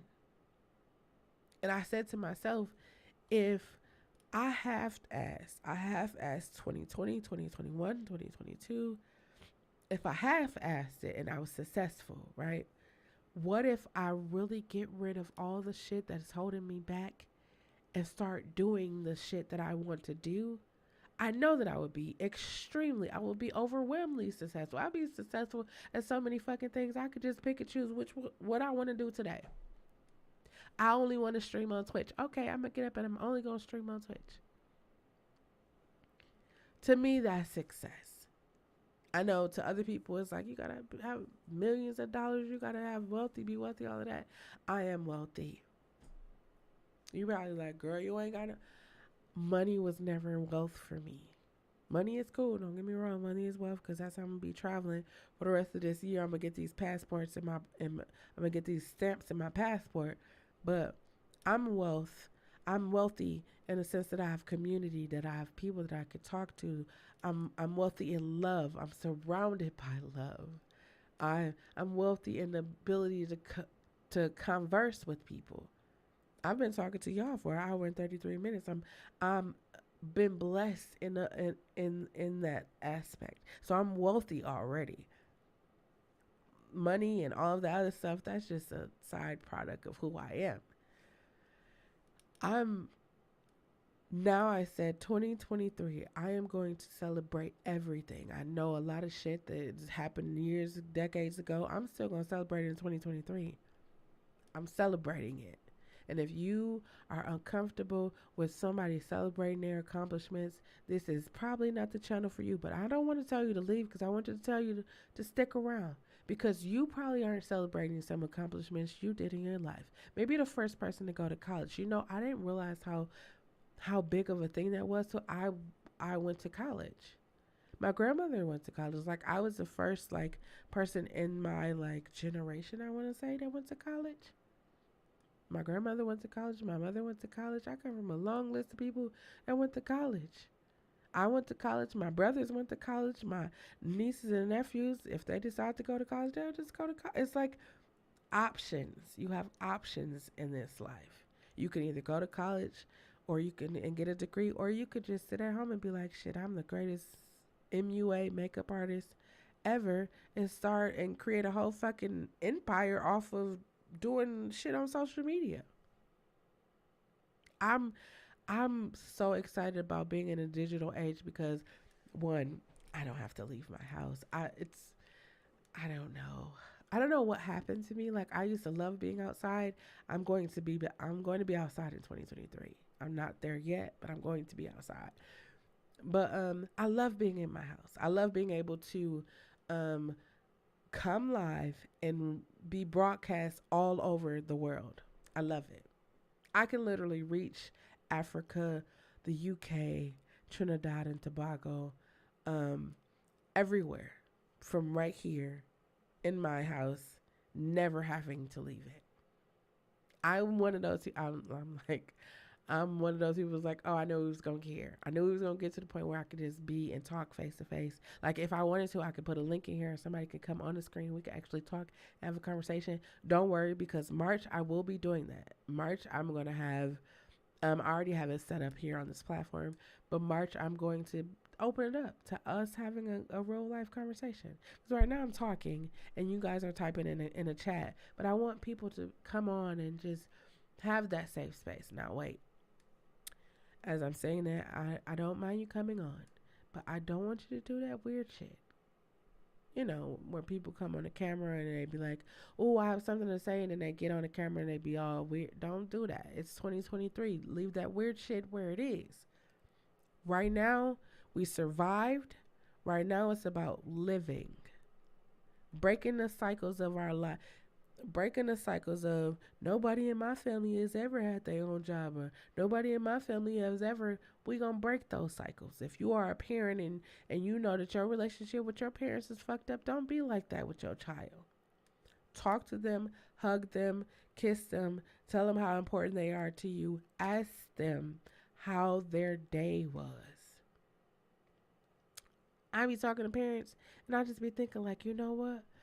I think a lot of who we are as people, we learn from our families. That's just my opinion. Again, if you have an opinion that's opposite of mine or you agree with it, feel free to type it in the chat. Feel free to type it in the chat. Spiritual by nature, I didn't forget you. I'm circle back. I'm coming right now. Um, I feel like if we take the time, if parents take the time, here's part of the reason why I started talking to parents. If you missed it at any point in this conversation, I am a proud card carrying member of the Alphabet Mafia, the LGBTQI plus A.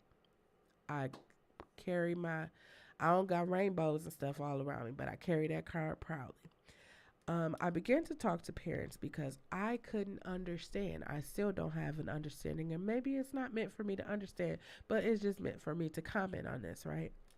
How a child can grow on the inside of you, gain nutrients from you, everything. You feel it grow from a little pea pod all the way to a big baby, 7, 10, however many pounds, and then it has to come out of you. And you go through labor, you go through everything to bring the child out of you. If you are a father, you are in the process. You out at 3 o'clock in the morning grabbing pickles and cucumbers and tahini sauce or whatever it is that you're doing. You're a part of this whole process of bringing a life to this earth. How do you allow people who will not even have direct relationships with your child, or how do you allow an organization who has been proven for multiple situations? Anyways, how do you allow anybody to teach you how to deal with your child when it is your child? If you have a child that is non-binary, because we don't, parents, just listen to me for a minute, right? I understand that many people come from the old school and it was just male and female. I understand it. Nobody challenged that because it was like it was just male and female. We live in a dispensation where people challenge it. I don't want to be called a she, him, her. I want to be called they. I want to be called she. I'm she, her. I identify as she, her. That's me.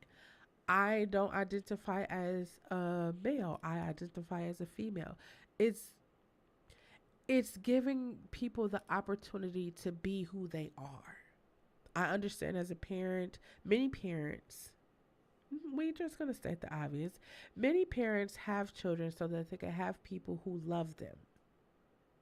Many parents have children, not all, but many parents have children because they want somebody that they could tell something to do that's not going to rebuttal against them. Maybe that's you as a parent. Maybe, your parents were so strict on you where you were just like, I'm going to have kids and I'm going to be my kid's best friend where we going to turn up and kick it and party and smoke and drink together. Maybe that's your kind of parenting. But what we not going to do as parents, again, I don't have kids, but what we not going to do as parents is allow somebody to tell us, you can't love your child because they're gay. No, you're going to love your child whether they gay, straight, whether they have 15 kids or 5, 1, no kids. You're going to love your child regardless. Because before they were here, you loved the hell out of them. You didn't know. You don't know that in your womb, like the universe, God, Buddha, Allah, whatever deity you believe in, already knew who they were going to be before you even got a chance to meet them. It's like when you have a child, right? When you think about it, they say you having a boy or a girl. What do people do? They get pink or blue. And now it's like, what do the kids see when they first come out? Pink or blue. So I have to choose pink or blue. What if I like orange? Like people be like, Shell, what's your favorite colors? I don't have a favorite color. I have favorite colors. Shit, I'm going to start saying the rainbow is my favorite color because I like purple, I like white, I like teal, I like gray, I like yellow. And of course, I love black. Those are my favorite colors. People's like, you can only have one. No, you can't tell me what I can only have. I can do what I want. I could do what I want. If you're a parent, allow your child to ask you questions. I was talking to someone, I was like, parents don't want their kids to ask them questions because then they will have to actually have the answers to the questions. Oh, I got you, right? Parents, have you ever tried to, you older now, right? You probably got kids in middle school, elementary school, high school, and you tried to help your kids with their homework. But it was like, what y'all doing? Because we wasn't doing this when I was in high school. We wasn't doing this. And now you like, You can't let your child know that you don't know what they doing. You don't understand that. You can't let them know that. Or your child is they trying to show you how to do it. And you got this thing like, I think that parents be having this thing like, I'm the parent, I'm the adult, so you should listen to me. That's the thing, right? Yes, they should listen to you, but you should also listen to them because they are human beings also. They have feelings just like you. You're just adult feelings, they're kids' feelings. And your adult feelings get hurt a lot more than their kids' feelings get hurt. I'm sorry I laughed at that because if we actually think about adults' feelings be getting hurt all the time. And kids be like, okay, you can't have that. They be like, okay. They smart enough to go ask the other parent who in the room that didn't even hear you said that they couldn't have that fruit snack. So they go in there and then the kids are, let me tell you, kids are really smart. I don't know if y'all pay attention to it. Kids are really smart. You could tell them they can't have that fruit snacks, go in there and sit down. They gonna go and find the other parent or the other adult in the household, and they gonna ask them for the fruit snacks. And the kids will come back to you and sit next to you and eat the fruit snacks you just told them that they couldn't have, because they figured it out. Kids figure it out. Kids get it. I was telling somebody, kids know good people versus bad people, but adults don't even pay attention to that. We'll have that thing on the inside of us, that gut feeling or in the back of our mind, something that's saying, get the fuck away from them. Get away from them. Leave the situation. Don't go. You tired. Just go to sleep. It be saying that so fucking loud and clear, but a baby, you pass the baby to a person and a baby start crying and screaming, you immediately pull that baby back in. That's just your thing. You pull that baby back in. Or some people be like, go on over there. But the reality of it is kids will tell you. They will tell you. If they don't feel comfortable going somewhere, you ever get ready to drop your kids off somewhere and they just start crying, and whole car ride, they good, they laughing and joking, and you pull up in front of the people's house and they start crying and screaming. And then you be like, oh, you probably ain't paying attention to your child. But you be like, oh, they just sleeping. They just, no, your child don't want to be over there. They don't want to go there. They don't feel comfortable there. Pay attention to your kids. Love your kids. If you have a child that identifies as the LGBTQI plus A, they carry a card of the alphabet mafia. I know you probably like, my kid is too young to be deciding stuff like that. Your kid is too young to also be deciding if they have a boyfriend or girlfriend in kindergarten, elementary school. This is another thing. I'm probably going to do a whole podcast episode about this too, where parents be like, oh, it's the gay agenda, gay agenda. It's a new thing now, gay agenda, gay agenda. In my mind, I be thinking like, but nobody talk about the heterosexual agenda. We don't never talk about that because it's normal, right? Like when people talk about gay, they be like, it's not normal. God don't like it. God said it's abomination. God said, God said, God said. God said all these different things, right? That's no knock against God. But I'm going to tell you this, right? At the end of the day, Jesus spent more time with the pimps, hoes, prostitutes, lepers than he did in anybody's church, which is called his home. And you don't believe me? Go read your Bible because it will tell you all about it. If you are a parent and you're trying to say that your child shouldn't be identified as being gay at a young age, look, just follow with me. Take this journey with me, right? If you give a child the opportunity to decide, okay, maybe they want to be him or her, right? I personally feel like adults don't do it because they don't want that backlash. They don't want their friends to be like, oh, you got a gay child. So what's wrong with you? There is nothing wrong with you. Actually, you have the most rarest opportunity. Yes, I did say it was rare, but you have a rare opportunity. You have the rare opportunity to tell your child how much you love them. Of course, other people are going to be like, oh, if my child was gay, that's their problem.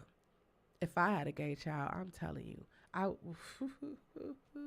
it's not even about all the rainbows and shit like this. It's about understanding the child, understanding why they feel like that. Like I used to hear growing up in church, which is so crazy how I used to hear about this growing up in church. I call it a church and not the cult. But growing up in the cult, we used to hear about they used to call it hermaphrodites. And I was just like, you be thinking about the Greek gods like Zeus and all these Thor and all these people. You're like, oh, they don't exist. I didn't even think those people really existed until one day I started watching TEDx talks, and this lady was talking. And she's like, I was born with both male and female parts. And I said to myself, holy shit, it's real. I'm listening to the lady. Because in my mind, now I'm starting to think, like, okay, what if, while the mother or the father was there and it was like, you got to cut this off because you got to cut this, or so we got to make this decision which one you want to have, because you can't leave the hospital like this, right? Again, other people trying to tell you how to do your life. Anyways, so what if the parents decide, well, we want to have a little Johnny or a little Michael or a little whoever you are. We want to have one of those. We want to have a boy, right? And so you get a boy, you're giving them baseballs and basketballs and all of that shit, but the child identifies as a girl. Can you imagine the struggles that that child is going to have to endure, or the not the struggles, but the difficulties that that child will have to experience, because now they have to tell their parents who made the decision for them to be a boy when they really feel like a girl. Now their parents can't even hear that they don't identify as a boy, because that's what we wanted. We wanted a boy. I think about how many parents who children become transgender, and they was like, I will never call you my daughter because I only had a son. It's like, at the end of the day, if you love me, you love me. You don't care if I have on a skirt, pants. You don't care if I have one arm or two. You love me for who I am. You just love me. That's my thing. I realize I just love people. I love them. I love them to a sense where I just really want everybody to be okay. That's why I be talking about therapy all the time. I just want everybody to be okay. I want to encourage parents to get therapy. There's nothing wrong with letting your child decide. This is where I was going with that. I I feel like if more people had the opportunity when they're younger to explore, to um, be who they are, we wouldn't have as many adults that are now presently out here who are struggling with if they are gay. And I'm saying struggling because many of them are on the DL, or they do it in secrecy, and they love um, the trans America. They love all of those things, but if someone else found out, they would become so overwhelmed with guilt. And that's why a lot of unalivings are happening, because people are not comfortable with themselves. They're not comfortable with themselves, and people aren't comfortable with themselves because they weren't encouraged to be themselves. They were encouraged to hide, like, oh, I gotta play basketball, I gotta be hard, I gotta do this because I gotta, you know. And when in reality, you just want to love who you want to love. She telling me to let my child be gay. I'm telling you to let your child be there, be themselves. Just let them be them. You got a boy, so you make sure he play with guns, and he can't play with that Barbie doll because sons need to know how to do hair too. Sons need to know how to do their own hair. They need to know how to cook. They need to know how to clean. They need to know how to do all of that. I remember growing up, my granny wasn't just, I wasn't the only one that was in there learning how to cook and how to sort laundry. You know, people don't know how to sort laundry. Maybe I'm just old, but people don't know how to sort laundry. They don't know how to turn from hot water, cold water, warm. They don't know that. Like, people aren't being raised. Ooh, that's it. People aren't being raised.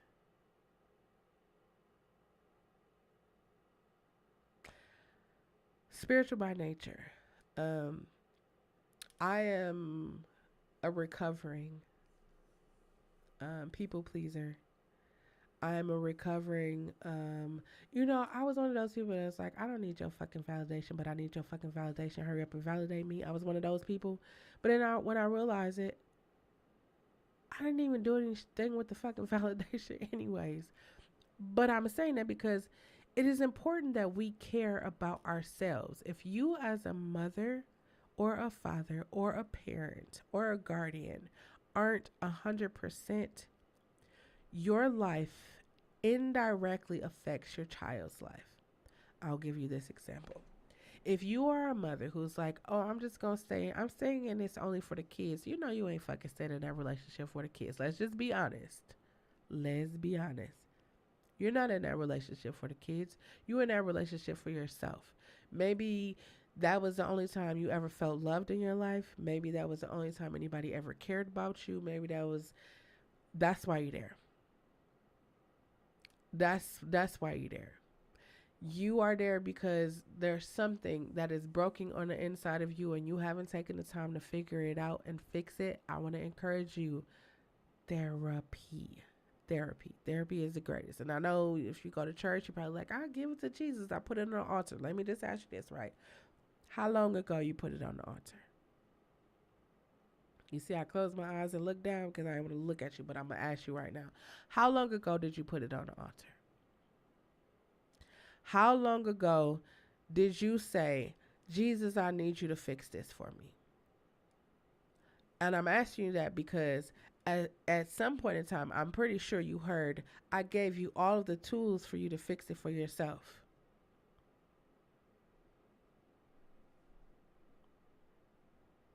How do you see where I'm crying? How do you fix it for yourself? Therapy. Most people who's in a religious belief don't go to therapy because there's a stigma that they're going to put something in your head and make you a little crazy. The devil go hop into you. When in reality, all they're going to do is ask you questions about yourself, questions that you should have been asking yourself. Like if you are a parent and you are dating someone who doesn't want to have kids, but you know that you have kids and you're dating them because it's like, oh my God, that makes me feel like the most specialist person in the world, and then they treating your kids like shit. Leave that alone. Leave that alone. It's not gonna work. I can tell you. Stevie Wonder can tell you that's not gonna work. If they don't like kids, they don't want kids, and you have kids, what you supposed to do with your no? It's a no. I'll tell you. It's a no. It's a fuck no. Hell no. It's a no. It's a no for us. And I don't even know you and any of my kids, but it's a no for us. Anybody that cannot accept you and your kids do not deserve to be in your life. And I'm going to take it a step further. If somebody come into your life and they have a real strong affection towards your kids, you should be watching that. Are you telling me to be watchful? I'm telling you to be watchful for everybody. But definitely be watchful for that. Because sometimes you be thinking like it's sweet because, these women too. Oh, they love me. Oh yeah, I let little Ray Ray or I let little Sarah stay at home with them. And then at the same time, that's why I be saying talk to your kids because kids be knowing. And sometimes adults don't be want to know what the kids be knowing because they be getting that support or they be getting that good you know what. And so they don't want to mess that up. But who gonna look after the kids? Maybe that should be my next topic. Who's going to look after the kids? Because like the internet is everywhere. And I'm literally saying everywhere. It's in your house. It's in the kids' room. It's on their tablets. It's on the watches. It's everywhere. And those people be everywhere. That you know what people I'm talking about, them edos. They everywhere. And they're not just on the internet either. They're in our families. They're in your household. Some of them sitting over in the next room. And they sitting in the next room. Those. Let's start looking out for the people that we love. Let's start paying attention. I said something on the podcast that I really wholeheartedly believe, right? I believe that if we went back to actually caring about people, you ever see somebody and be like, girl, you was smiling, so I thought everything was okay. I didn't even know nothing was wrong. You knew something was wrong. You felt something was wrong. It was like, I know we in this whole I mind my business and leave other people's business alone. At this time, when maybe it's just me. If I feel something, like if somebody dropping my spirit, you ever have somebody come to your mind or come to your heart and be like, oh, I'm gonna call them tomorrow or I'm gonna text them tomorrow, and then you get some news and then be like, damn, I should have called them. Damn, I should have texted them. I don't give a fuck what time in the morning it is. If you drop in my heart and my spirit, I'm gonna send you a text or I'm gonna send you a video and say, hey, you dropped on my spirit, or you been in my spirit, or you was on my heart, or you was on my mind. I just wanted to let you know that I love you, I appreciate you, or whatever else is in me that I'm supposed to say to you at that time, and I'm going to send it. I'm going to send it at that exact time because I don't know what you're going through. I don't know where you at. You ever had somebody, you ever been going through, had a really rough day, or you just have one of those days where it's just like, I don't even know today. And then somebody texts you and say, hey, I was just thinking about you. I just wanted to let you know that I love you. And I appreciate that sandwich you bought me 2 weeks ago, or whatever it is, right? And it makes you smile. It's like, dang, that was so thoughtful of them. The universe, God, Buddha, Allah, whatever deity you serve, they listen to you when you talk. And I was saying all that to say, spiritual by nature, it's important for you to look out for you, especially if you have kids. Because you're probably thinking like, oh, my kids don't know the situation that we're going through. Kids listen. They listen more than adults. I already proved the kids listen more than adults. Kids know that you're not happy. You probably like, my kids never seen me cry. You can ask your kids. I'm pretty sure they saw you cry before. I'm pretty sure that. And that's why a lot of these young men or a lot of these people want to become rich and become successful so that they could take you out of that situation so that you don't have to have that. I want to be able to buy my mama a house. I want to be able to buy my mama a car. I don't want my mama to have to work anymore. They don't usually talk about their dads because sometimes their dads isn't there, or sometimes they just don't have good relationships with their dad. And I mention that because some people are like, well, what about the fathers? I mean, my father was there for 6 years of my life. Greatest 6 years ever. Well, we have to stop the broken cycles. Broken cycles of love where we only show love when they do great things or when they're being good. Like here's my how I envision life, right? I envision you're a parent, you have the baby growing on the inside of you, and the baby comes out, and you say, of course, it's gonna be like, what do I name the baby? You name the baby whatever you name the baby, and then you let your child pick a color.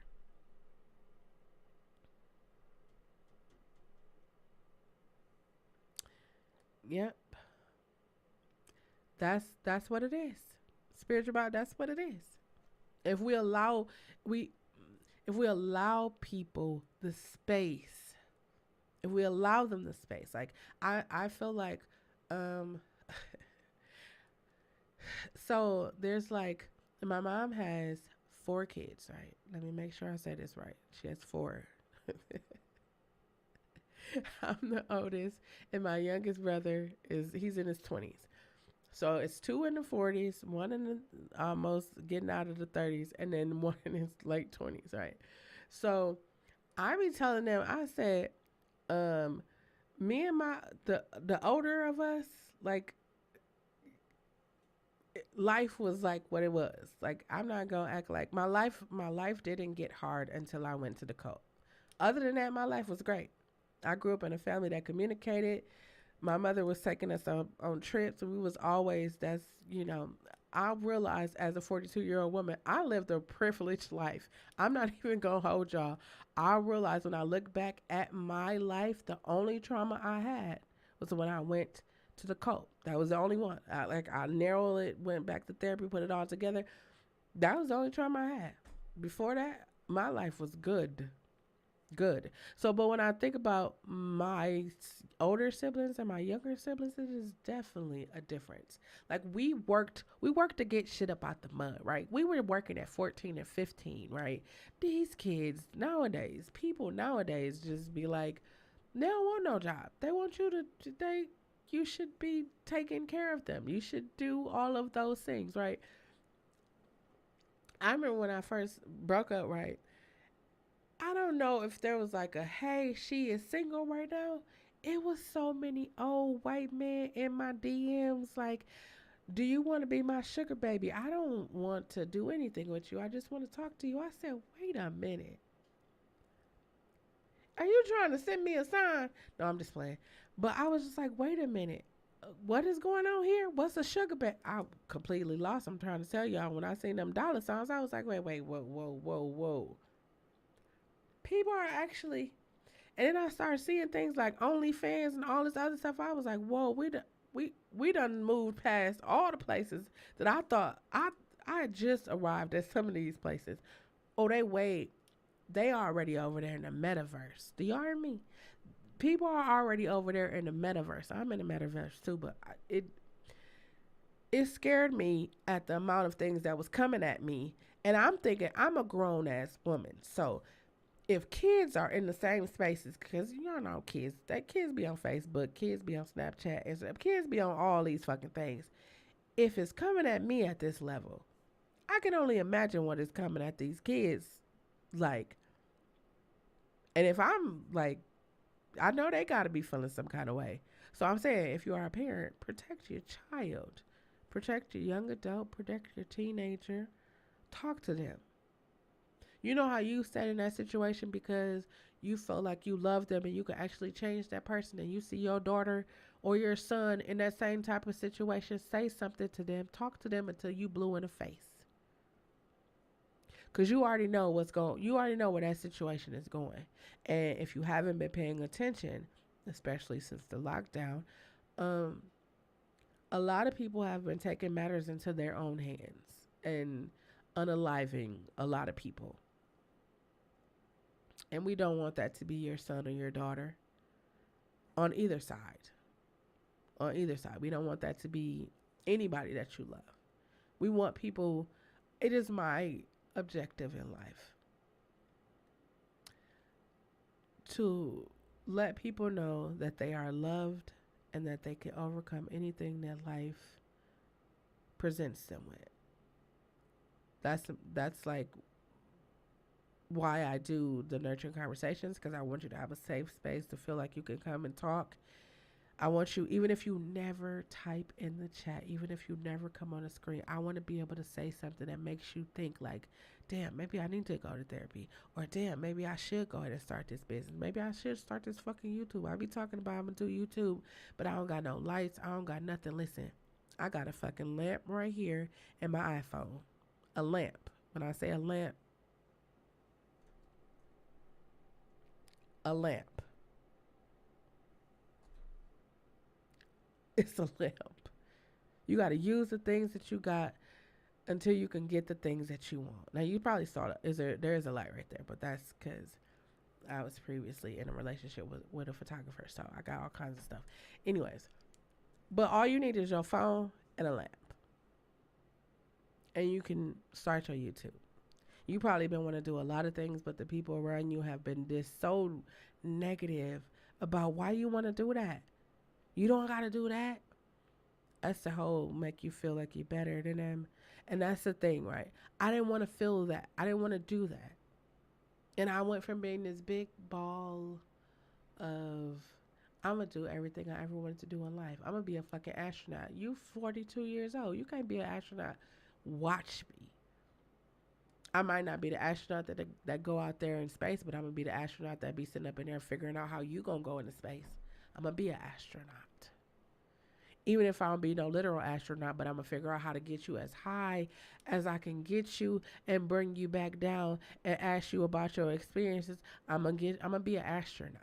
Trust and believe. I don't do that right now. But if I wanted to, you better believe I'll be able to do it. That part.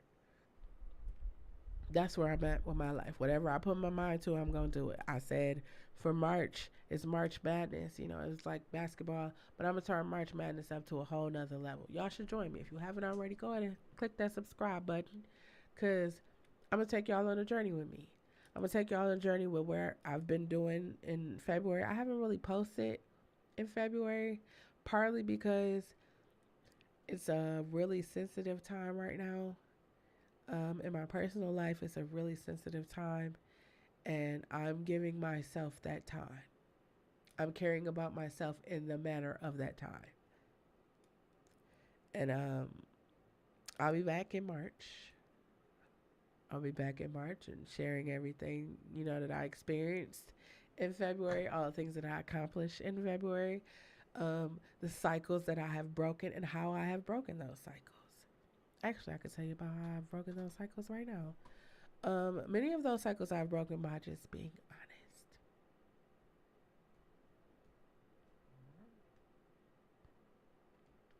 Yep, just being honest with myself. First, identifying the pattern, identifying the root cause of the situation. Um, Understand how it happened, why it happened, apply words to my emotions, and then reprogramming myself. You like I'm too old to learn something new. Shit, I be learning new stuff every day. When I tell y'all this stuff I figured out about this social media, when I figured out, I said I want to be able to sit at my. I don't want to leave my house unless I'm making money. And why do you say that? Because I can make money in my house. I can find they somebody. I listen. I be on eBay. I don't know if y'all be on eBay paying attention to stuff. Somebody sold a Aunt Jemima. You know the syrup cup. They sold a Aunt Jemima syrup bottle for $2,000. You know what I was doing? I was in my in my cabinet. Guess what I found, y'all? A Ancient Mama.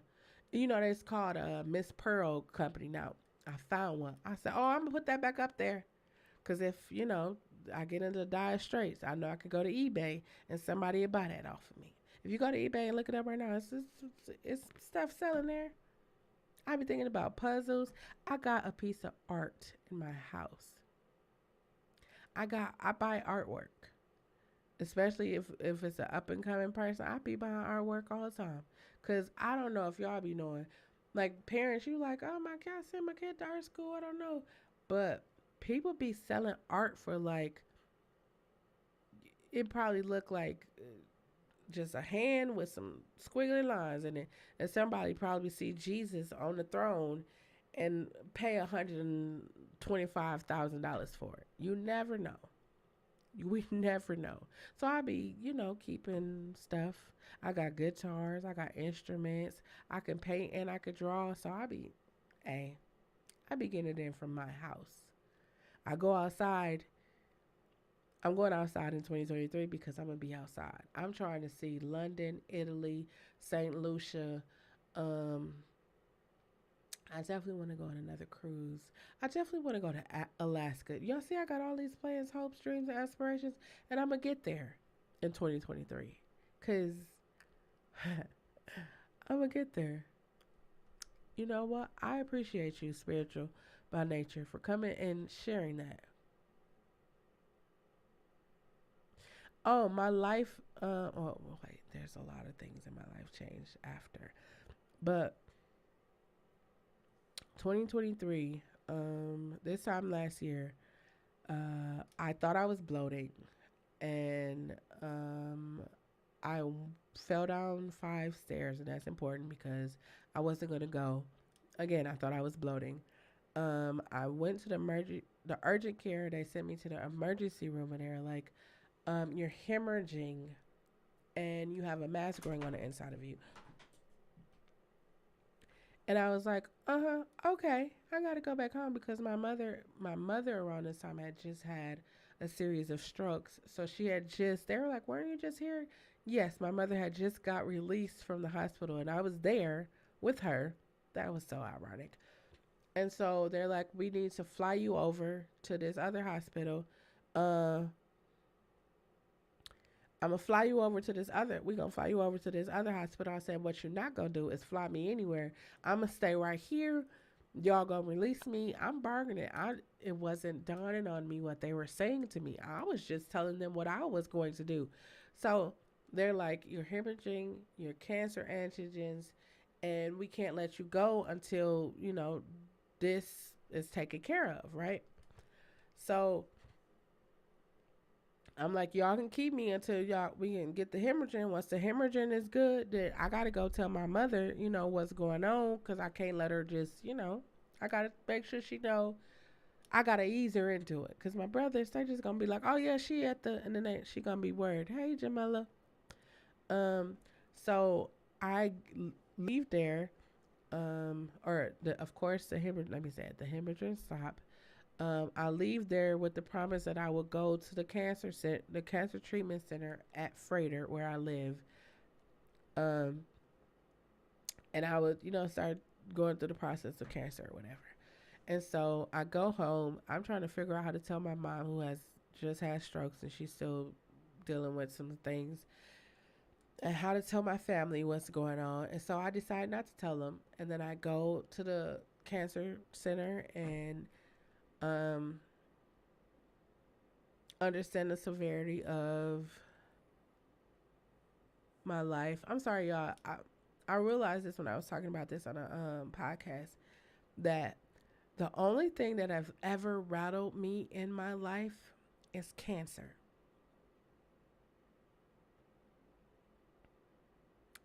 That is the only thing that has ever rattled me. And this is the third form of cancer. And I'm not laughing. This is the third form of cancer that they have tried to put on me. And so I go to the appointment and they're like, I go to the cancer center. Like, I'm in the real life cancer center. Like, not like there's a possibility. No, I'm going to the people. I have to walk to the people that are going to chemotherapy, and I have to go through. I'm in the cancer center, so I leave there. I'm like, you know what? I'm shook, completely shook at this time. So I'm telling my family, like, hey, I have a mass growing on the inside of me. Don't worry though, because they could tell. They told me, I have to decide what I'm gonna do. If I'm gonna do chemo, I told them I'm gonna fucking smoke. I'm gonna be so high. That's just what I'm gonna do. I'm not doing radiation, and I had to have the real serious conversation with my family. And it was at that moment that it dawned on me. Now, again, this is just my opinion. It was at that moment that I realized that many people who do chemotherapy do it so that they could be around a little longer for the people that love them. That wasn't my fucking case. Me, I already knew. I knew the side effects because, again, this is the third time that they had said I had cancer. So I was like, fuck that. I am smoking. I am getting high. I'm going to Colorado. I ain't never ate an edible in my life. I'm eating edibles. I'm doing everything. I'm just going to be high. That's it. I'm going, whenever you decide you're going to come to get me, I'm going to be so high, I probably wouldn't even recognize it. I'm going to be high. That's what I was saying. And they were like, no, you should definitely do the chemo. And I'm just like, no. So it was a little, it was a little bit of that going back and forth. And then I go to the appointment before I'm supposed to. I'm telling you the whole story. So I go to the appointment before I actually go to have the surgery, and they're checking it. And what turned out to be, if you had a C-section, it was a little like they got the little robots that could do all of that. That's what she was like, yeah, we gonna just do that. And she was like, no, now we have to cut you from there to there. Like, it's like straight up. And she's like, we have to go in and get it because it has grown to the sides. First, it was like, I guess, like a golf ball or something, and then it had grown so big, it had shifted all of my organs and everything over to the left side, and everything I thought was bloated was an actual mass. And so I had to have pretty much everything except for my large intestine, small intestine, spleen, and liver and kidneys. I think those are the only things that stayed.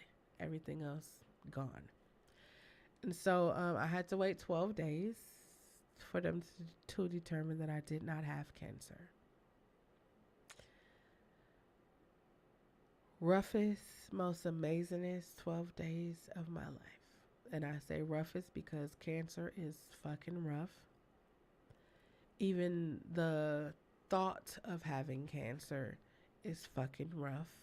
Because they had already traumatized me. Having to go to the cancer center. Like, I don't really be I see. I just said a cancer scare. I'm scared because I can't even tell y'all the feeling when you hear them say cancer. It's something that just like what? Like I don't know. For me, this is what I heard. Want want cancer. Want cancer center. Want cancer center at Frederick. That's all I heard. I didn't hear anything else.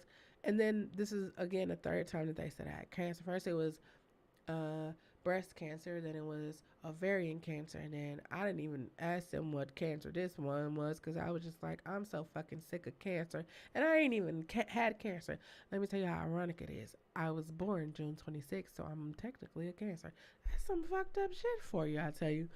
But so no, I don't have cancer, and I had the surgery, and if you've been watching the channel for a time, you see I'm pretty active. I like to work out. I like to couldn't do shit. Couldn't do shit. Had to sit still for what I want to say is the first time ever in my life being still. I couldn't travel. I couldn't even walk up a flight of stairs. I couldn't even shower. I couldn't bathe. I couldn't do any of those things. I mean, I washed myself up. Let me say, I made sure that I was clean, but I couldn't stand because of the incisions I looked at like fucking Frankenstein. I had staples and everything. I for the first time in my life could not take care of myself. And it was at that moment that I realized that I had put everybody else in front of me. Everybody else in front of me. I was more concerned about helping other people than I was about taking care of my shell. Your stomach looks like Franken. You have staples from the top of your stomach to the bottom of your. Anyways,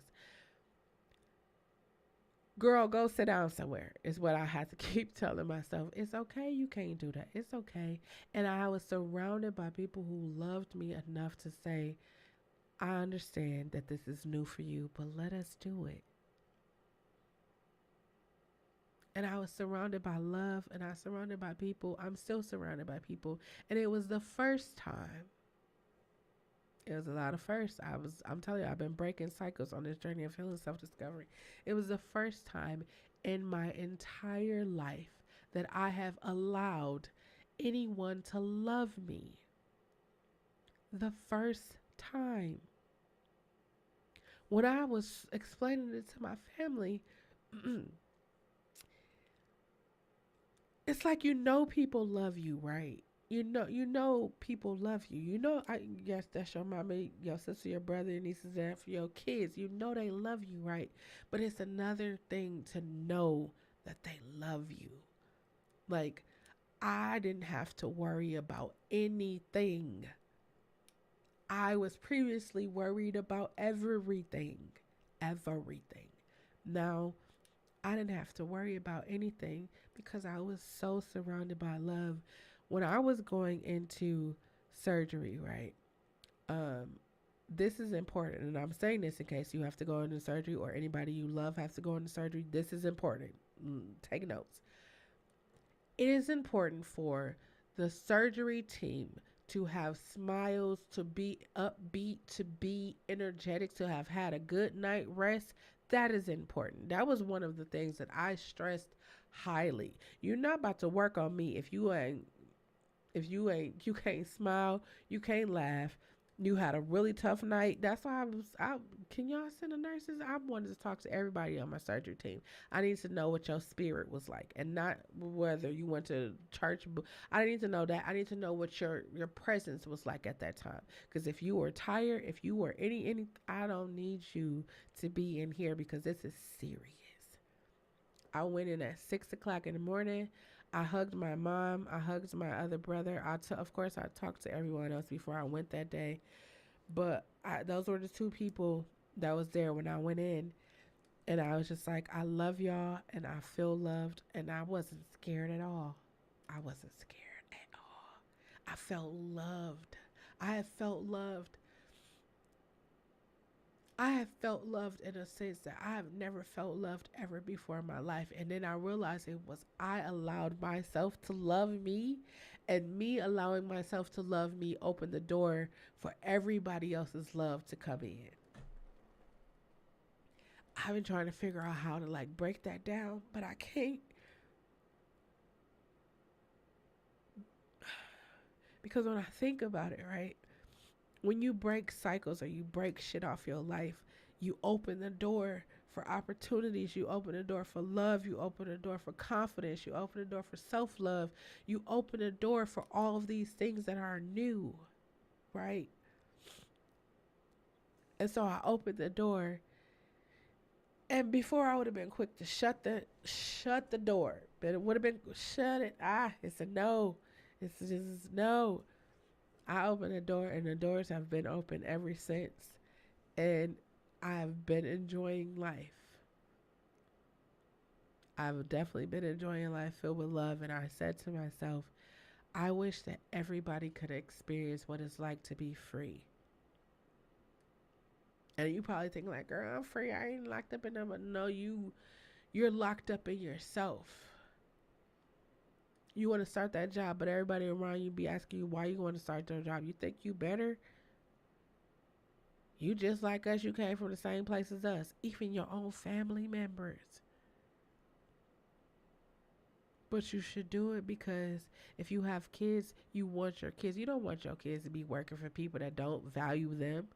You don't want your kids to go to work for somebody who don't value them. You don't want them to be slaving, working at a job that's not even, there's no upward motion. You don't want them to do that.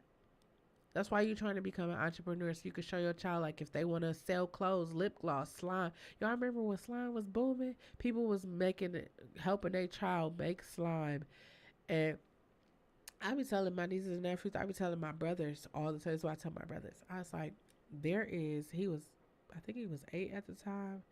Jamela, if you still here, how old is Ryan? Ryan's toy review, right? The little he was a baby. He started playing with toys. He owned Nickelodeon. He in Walmart. He in Target. He everywhere. He's 8. Like, he's got to be like 10 or 11 right now. Making money, doing what he does every day. I work with music artists on a regular basis, right? So I was trying to tell music artists, I was like, the age of the dispensation, that makes me feel really old. But the time in which we live in is digital, right? I could have a concert right here, like right here. I could plug up all my instruments. I could turn the mic on, turn the lights on, make it a real big thing. And the concert will go worldwide. And I could charge people $5, $10 to come to or I could pay what you want and come and have a concert.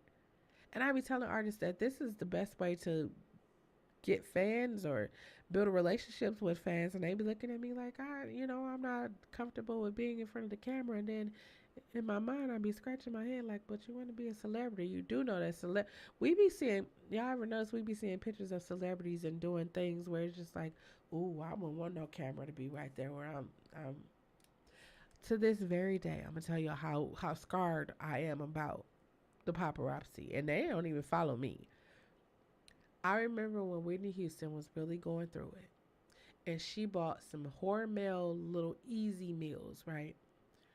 The paparazzi took photos of her. She didn't look the best. She wasn't looking like superstar Mega Whitney. She wasn't looking like her. She was looking like, y'all know what kind of Whitney she was looking like. And they show her with a bunch of these Hormel easy quick foods. Now y'all know us regular people, we be eating that. We be eating top ramen. We eat cup of noodles. We eat all of that. But it was the fact for me that she was going through what she was going through, and all they kept focusing on was these Hormel. You see, I know what it was the pot roast. It was like pot roast, and it was like mac and cheese. Like they zoomed in on the photo. That's what I saw, and I was so heartbroken when I saw that. And not because she was eating Hormel, it was because of the photo that they took. It was during the height of her, scarred me. And then I'm sitting here thinking, like, as uh, artists, they're gonna be everywhere. Don't let you pop up off of, you got a viral TikTok hit. Now they're gonna want to know who you are. They're gonna be interviewing your mama, your kids, your cousins, your brother, the cousin you beat up when you was 6 years old. He gonna be telling his story, selling it to the tabloids. Everybody gonna get rich. Everybody is gonna get rich. I be telling people like that very thing. This is I'm gonna wrap it up with this. You survived a global fucking pandemic for 3 years. 2020, 2021, 2022. Actually, this is fourth year. I don't know how y'all be counting, but 3 years, right? If you haven't decided to do every fucking thing you ever wanted to do in life, now is the perfect time to do it. Now, if you fail, so fucking what? Figure out what worked, what didn't work, and start over. What I realize about a lot of people my age is be like, I don't got time to start over. I don't want to start over. Fuck that. I be learning new shit every day and I be applying it. And these social spaces, these network like YouTube and Twitch and TikTok, I be figuring out what work. I be on TikTok all the time. People be like, you be dancing? Fuck no, I don't be dancing. I can dance, but I don't dance. I do what I do. I talk and I sing. I host karaoke here. I host karaoke on Twitch. I host karaoke on TikTok. And I be telling y'all this shit not because I be like, man, I was the first person to do it. I don't give a fuck about who the first, who the last, long as we doing it. I was telling people like, listen, if I do karaoke on Saturday, you do karaoke on Tuesday, or you do karaoke on Thursday, that's 3 nights a week that people are getting karaoke, and we done got a whole little karaoke community going on. Maybe you a do-it-yourself makeup artist. Maybe you don't go and get like Sephora. Maybe you go to like Walgreens or Family Dollar, a Dollar Tree or somewhere, and you get your makeup, and you people look at you wouldn't even know that you get Dollar Tree makeup. Then you could go in there, you could inspire people that's on a come up trying to figure out how to become a makeup artist. Now you done inspired a whole nother thing. Now you a celebrity makeup artist. Cause the TV people gonna want to interview because they trying to figure out you got Sephora over here and you over here at the Dollar Tree making shit happen. Oh, well, it's not a Dollar Tree anymore. It's a $1.25 tree. $1.25 tree. But you making it happen with that. I was trying to figure out the last couple of years I've been doing positive affirmations and positive quotes and stuff like that. And I figured for the rest of this year I'm just going to do positive affirmations. No more quotes. Quotes is cool. But no, I'm just going to do positive affirmations from here on out. Every day. Well, starting March the 1st. Every day. You're going to get a positive affirmation a day. In multiple forms of content, you're going to get a positive affirmation. I'm about to pump your life full of positivity where you're going to probably stop watching me. But you don't want to. But you probably will because it's going to be like, why the fuck she keep telling me that I am? Why the fuck does she keep telling me that I can? Why the fuck does she keep telling me that I will? Because you are. You will be great. You are great. You are beautiful. You are handsome. You are successful. You are wealthy. I'm going to tell you all of that. And I tell people that because I understand that it takes 17 positive things to counteract one negative thing. If anybody have ever paid attention to anything that I put out, I try to include 17 positive things in one setting. I try. I strive to do that. Just so that you know, like, hey, our real life, when I say I love you, I'm not like, oh, I just love you because you watching my content. Because if you never interact with the content, I'm still going to love you. If I meet you in person, I'm going to love you. If I never meet you in person and you only comment in the chat, I'm still going to love you. I want you to know that you are loved. A lot of times we be looking for that love and admiration to come from the people that's in our household, and sometimes they don't know how to give it to us. They don't. That's not making an excuse for them. That's just saying they don't know how to give it to us. No one ever told them how to or showed them how to. I was saying, you think by the time people get older that they will, but sometimes when people get older and they start realizing the error of their ways, they don't want you to talk about it. It's like, I did the best that I could. Don't talk about that because I didn't know. And it's like, there's embarrassment, there's pride. I don't give a fuck about pride or embarrassment. If I make a mistake or if something happened to me and I could tell you and it's gonna help you be better, guess who the fuck gonna tell you? I'm gonna get right here on this mic and I'm gonna tell you. If I, like I be having situations in life and I be telling everybody, hey, you gonna go up that road you gonna go up that road 2 blocks, it's gonna be a brick wall. The only way to get around it is to go right, and sometimes people go left, but that's a longer route and you're gonna have to go through a lot of hills and mountains. But I'm gonna tell you the easiest way that worked for me. Now it might not work for you, maybe you need to go that left route. But I'm gonna tell you what's up ahead. I ain't gonna let you get up there and be like, oh my God, whoa, shucks. Oh God, no, please no. No, I'm not gonna do that to you. I'm gonna tell you.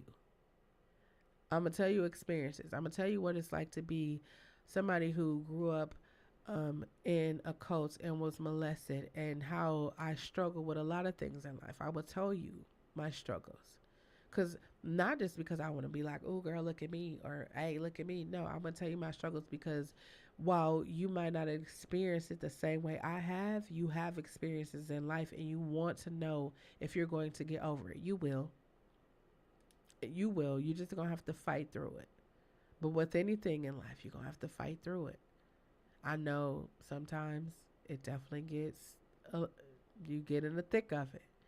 But if you fight through it, I will never forget the meme where they have the guy on the top and he has like a lot of diamonds, and every time he hit the dirt, it's a diamond fall, right? And then the guy on the bottom, it's like he's digging a long time, but his diamond is huge, right?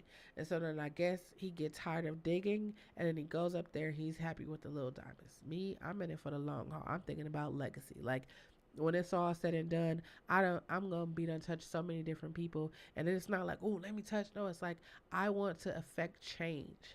I want you to know that whatever age you are, if you identify as a member of the card carrying, yes, we do carry cards. Some of us do carry cards. If you are a member of the Alphabet Mafia, that's the LGBTQ plus I plus A community, you have a safe space here. You have a safe space here. Anytime you want to talk, anytime you want to just come and just, you have a topic you want to talk about, send it in my DMs, put it in an email. All of my information is in the description down below. Get at me. I'm here. You want to have even if you're not LGBT and you want to talk about something, let me know. That's what the nurturing conversations for is, to talk about taboo topics, talk about shit that people won't talk about but need to talk about, so that people can know that life is going to give you lemonades, but you can make lemon cookies, lemon drops, lemon antiseptic, lemon cleanser. We can make so much shit out of the lemons that life gives us. And you don't have to do it by yourself. You don't have to do it by yourself. I gave you a list of things so you can overcome and stop repeating broken cycles. I'm gonna go ahead and reiterate that right now. Number one, identify the patterns. Once you identify the patterns, don't just overlook them. Because I don't know how it'd be for you, but when I notice a pattern or something, I can't do the same thing. I can't do what I was doing before. Because now I'm knowledgeable. When you know better, you do better. One, identify the pattern. Once you identify the pattern, understand why the pattern is there. Get to the root of it. Don't just gloss over and be like, okay, one day. No, get to the root of it, because the more shit you throw in the back of your head, the longer it is going to take for you to get to that desired outcome. Maybe you want to be a millionaire, right?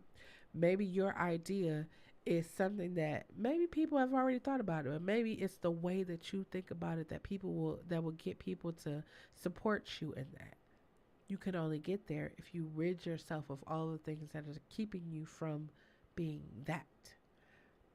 Once you identify, once you understand, then you reprogram yourself. When you notice that this is one of the patterns, if you get out of one relationship, you have to hop into another relationship because you don't like to be alone. Fuck that new relationship. Just sit and be with yourself and understand why you don't like to be alone. Understand why you feel like you need to have another relationship. Why you have to feel like you even need to be in a relationship. What it is. And then once you figure that out, once you identify, once you understand, and once you rework the whole process, refine it.